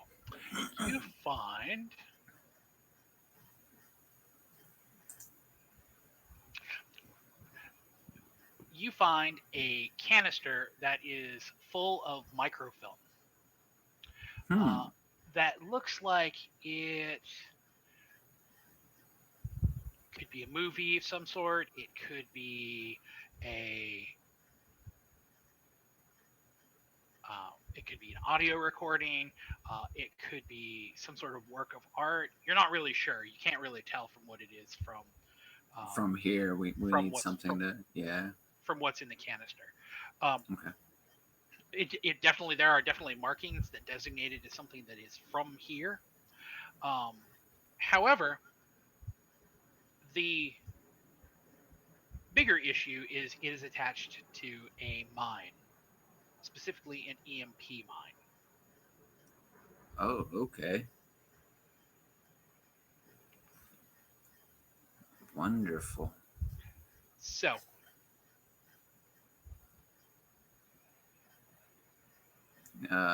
Computer roll? We may have to leave this and wait till we come back with one of our other characters. so I know one of my characters. I think explosive. um, That's if, mine. But yeah. if you have, I would say you could attempt to do this with if you had military training, Mm-mm. or if you had jury rigging Mm-mm. or explosives. Damn it, Jim! I'm not a soldier. I'm a doctor.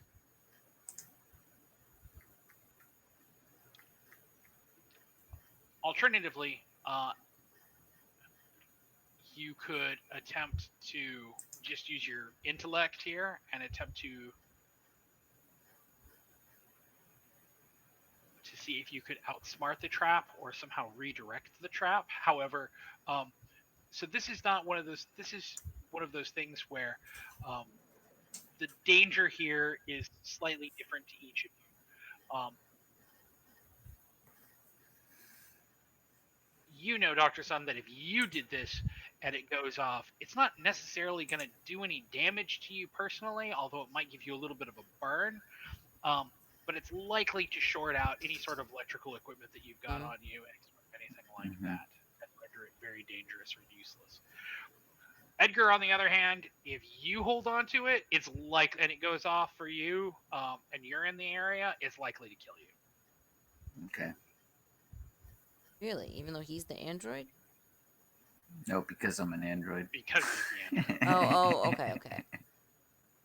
You say destroy, and I imagine dismemberment, not necessarily like EMP. Hmm. Uh, I mean, Yeah, we might need to I don't trust myself, especially the way I've been rolling. yeah. I'd rather leave it and then come back with Yeah, better same suited here. characters, since we know that at some point more people are coming over. Especially because my Teamster actually is jury rigging. Like it has jury rigging too, so Okay. So, what are you going to? Are you going to attempt to stash this? Are you going to attempt to like recover it back up so that way nobody else finds it?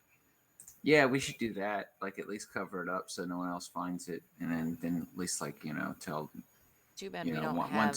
once we get back and tell the other character. Too bad we don't have like some paint or spray paint or something. We could mark the rooms that we want to come back to. We have some chalk from Shaw. Remember? Oh wait, wrong game. Sorry. So, Okay, yeah, keep moving. so do you? Where do you head now? Are you heading for the elevator at the end of the hall, or are you headed for the cafeteria? Cafeteria. I mean, I might as well stay on the same floor. Yeah, All before we leave, might as well check out what's on this floor. all right. Give me one quick second here. Okay. So when you get in there, there is a. Let me reveal it. It is a much bigger room than what you have been in so far. It is empty. Uh, there's wrappers and broken equipment strewn between barricades. Uh, there's like those old school kind of like cafeteria tables that always used to be in every high school you've ever been in, except they're made of steel. Um, they are all very dented and well worn. well used. Um,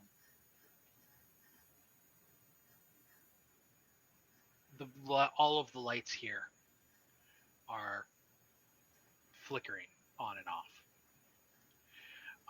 Some of them are some of them are broken, but most of them are not. Most of them, it just looks like maybe the electricals have taken some damage.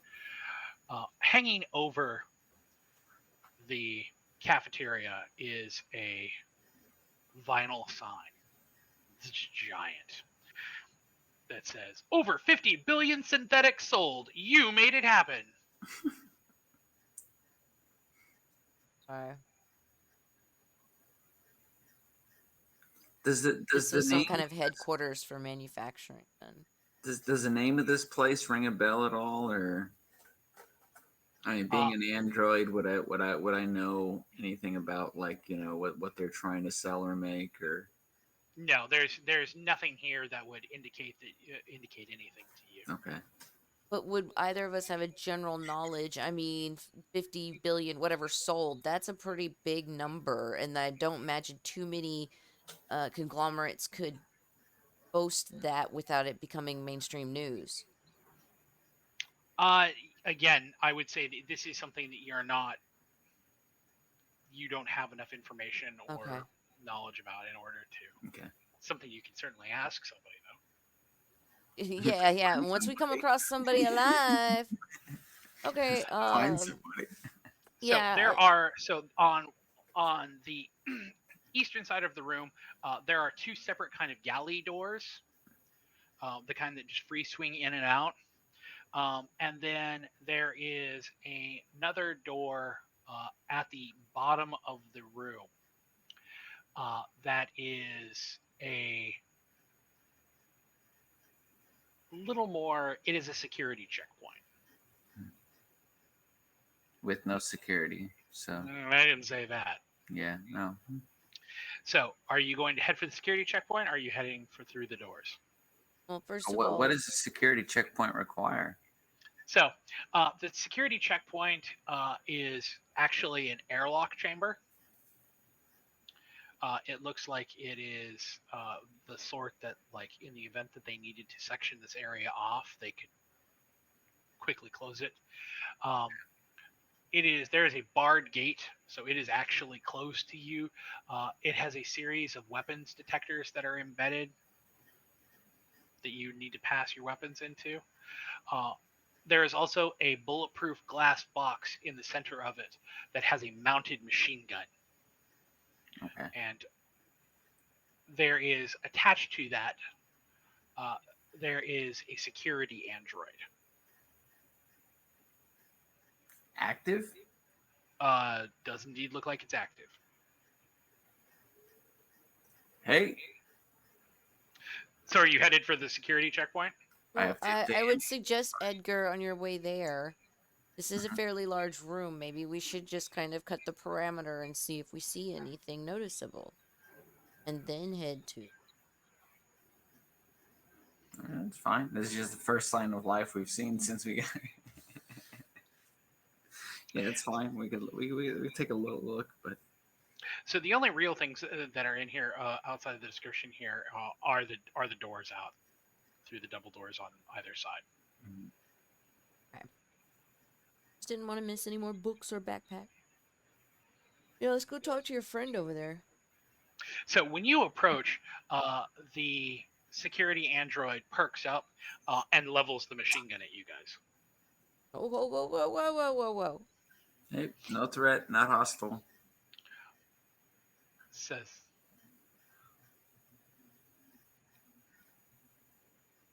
I cannot permit you to come through unless you hand over all of your weapons. I don't think we have any weapons.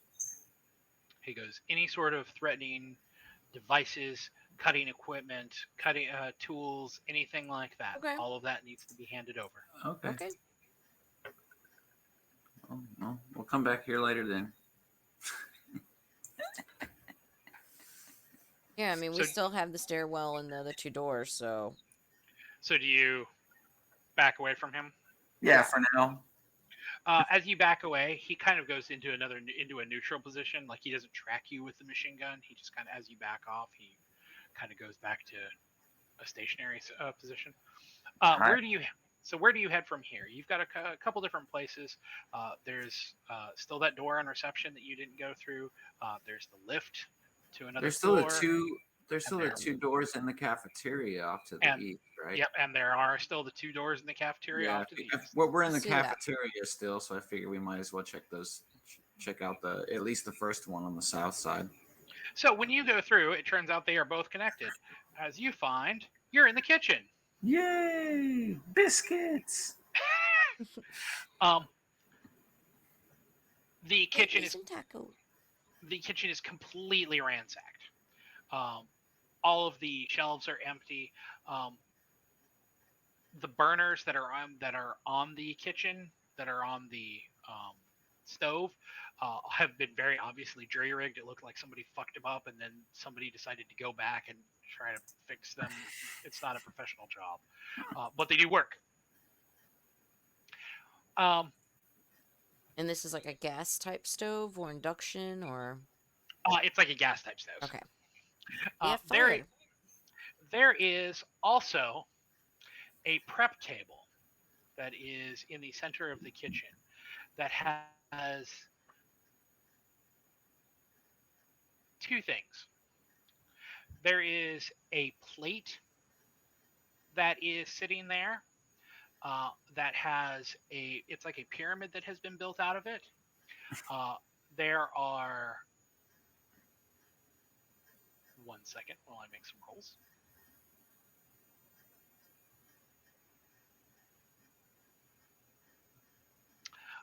There are 6 cans of canned food. Everything from like uh, canned fruit to canned veggies to uh, like canned synthetic meat product. It's all still good. Toilet. Um, there are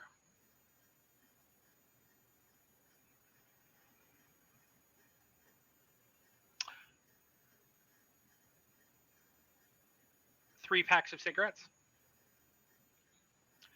and there are 47. 4 magazines of ammunition. Ooh. Slide them all into the backpack. Next to that is all on a plate. It has been set up very nice, very looks. Oh wait, hold up. The 4 magazines of ammunition were set up on a plate. Sitting next to the plate is a statue of a golden rat. Any kind of inscription? Nope.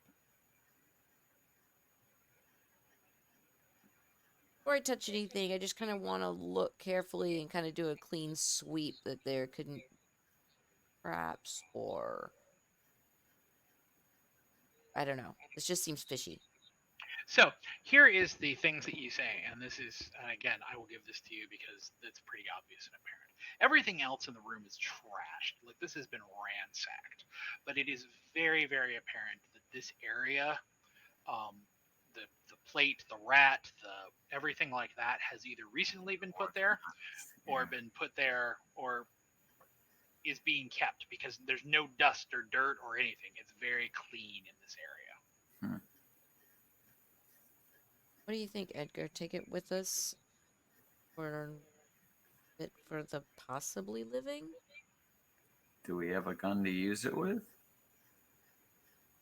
No, but who knows what else we'll come across? Maybe the person set all this up has the gun on their body, wherever that body might be.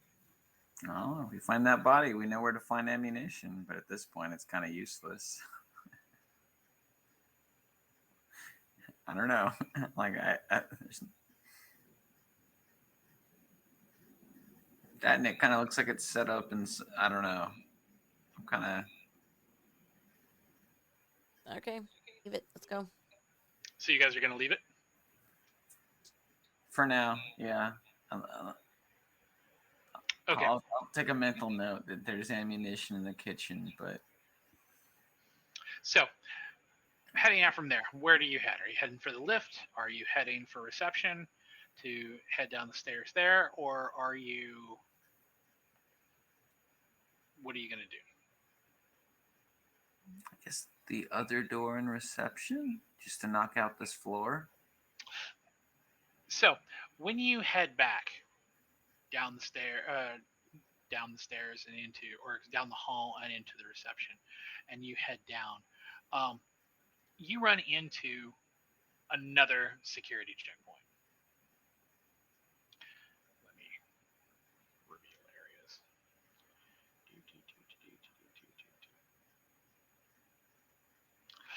The security checkpoint here is the bulletproof glass is destroyed. It's been shattered. It's been the machine gun has been completely slagged. The security android that was on the machine gun, they're just shredded. A real brief inspection says that whoever shredded them basically removed their logic core in about the least subtle way possible. The only thing is that the gate is still closed. You think you could probably force it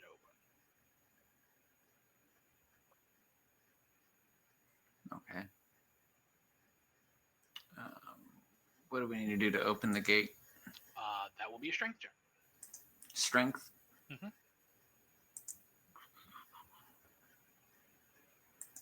Let's try this. Nope. Man, I'm rolling high tonight. That's stronger than you? Maybe. Mine's 32, so. 34. Yeah, you're slightly stronger. So, Ew, these rolls are so fucking high. All of them. I don't get it.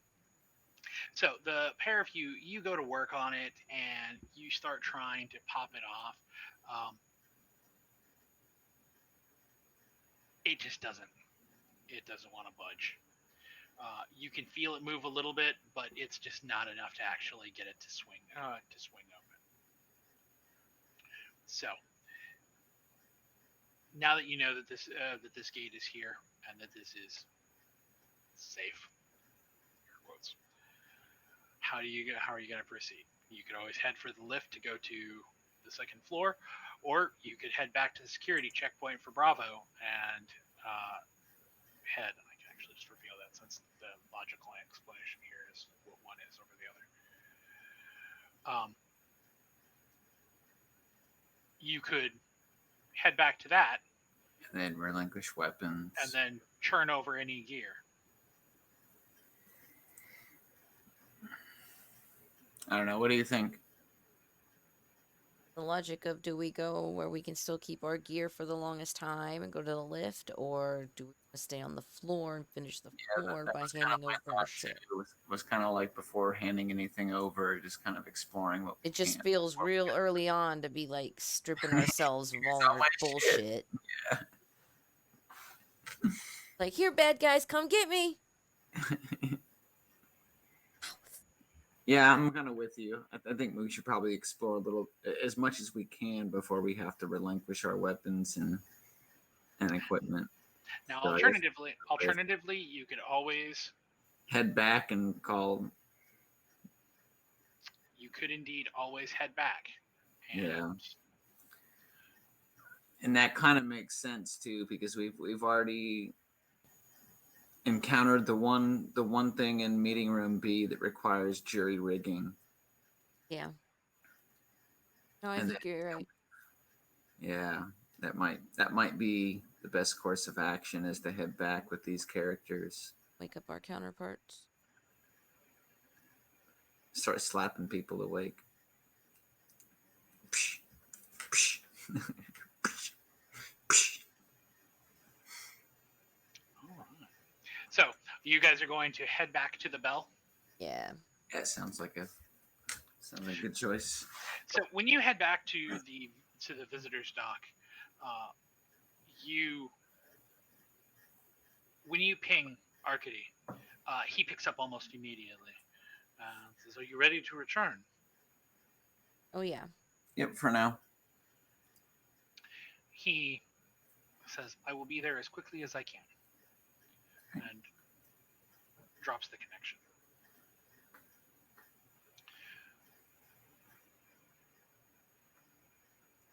About 20 minutes later, the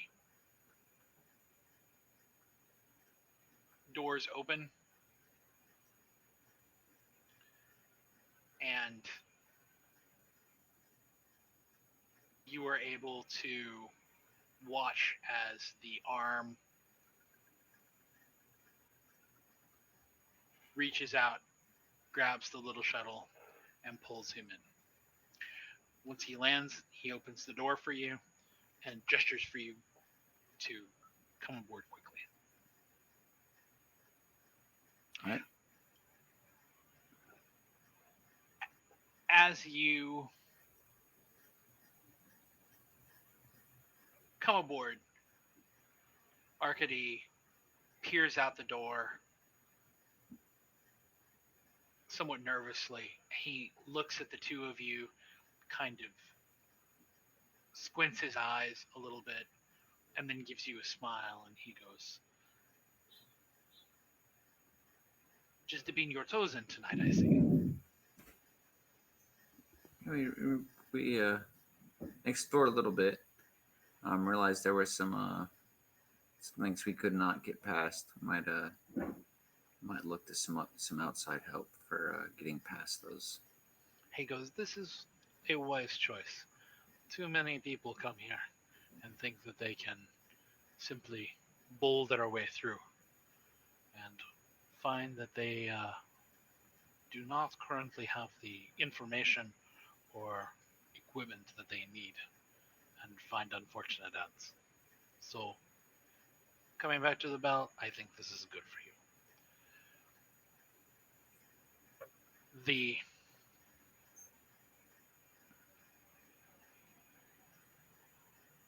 trip back to the bell is short and quiet. And once you're back in the Acheron, the lights have distributed even a little bit further, giving basically the rim of the room a pleasant glow, but leaving the center of the room where people could walk through in quite a bit of darkness. So it gives it the somewhat eerie feeling when people walk in front of you of shadows passing.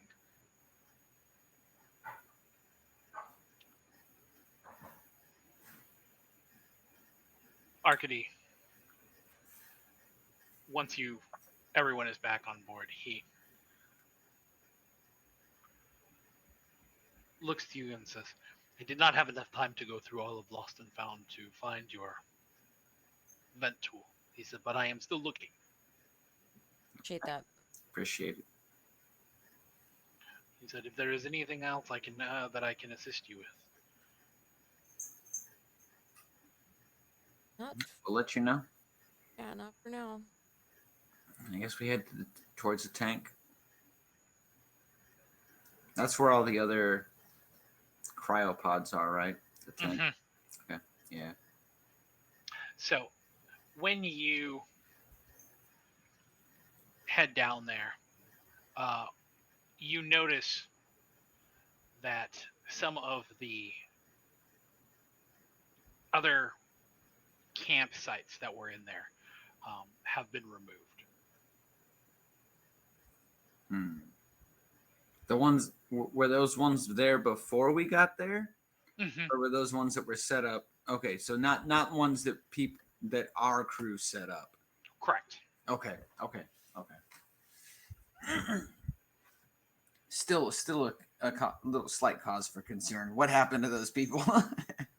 But yeah, no. So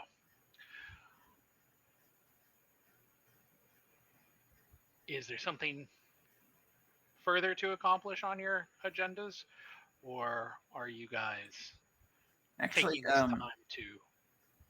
I think Pixie was talking about a 9:30 or 10:30 end time anyway for tonight, just because she was feeling tired. So this might be a good time to like. But I was thinking of waking up. Make sure I got the right guy. Frank Kilgannon. So let's handle Yeah. wake up procedures on our next session. Okay. So, Maybe, hopefully, Martha can get down with the get down. Have a broader mix. Oh, so God.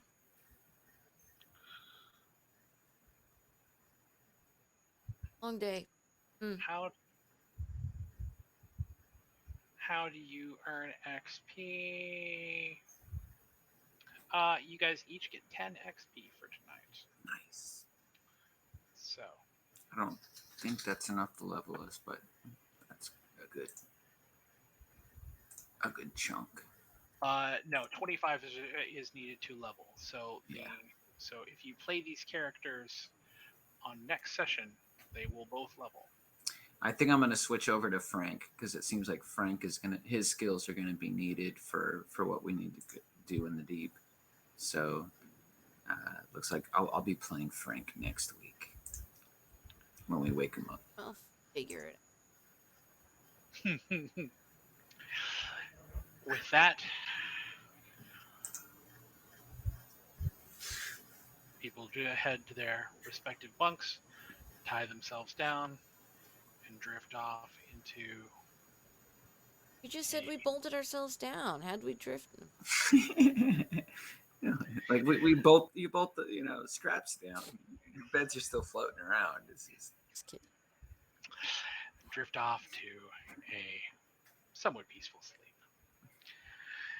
So, we will be back on Monday for our weekly Vampire the Masquerade. And we will be back here next Thursday on a normal time. Normal time.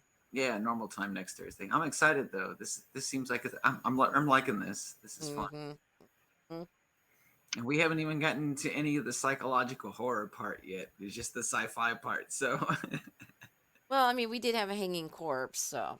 Well, yeah, but that's not the horror stepping in. It's just gonna, Hey, some people get triggered by that shit. Not you and me, but some people. It's a little peek of what's to come. Yeah. Oh, you have no idea. I'm sure we don't. I'm sure we have no idea. Well, we're going to wrap up for tonight, everybody. Thanks, lurkers, for joining us and listening in tonight. Like Knox said, we will be back as a group on Monday night for Vampire the Masquerade. That's at 5:30 p.m. Central Time. You guys will see me probably tomorrow around noon-ish. I'm thinking of jumping back into Paradise Killer. And, of course, 4 o'clock will be Jackbox Games. So, hope to see you guys tomorrow. Farewell. Stick around for a raid. Good night. See you later.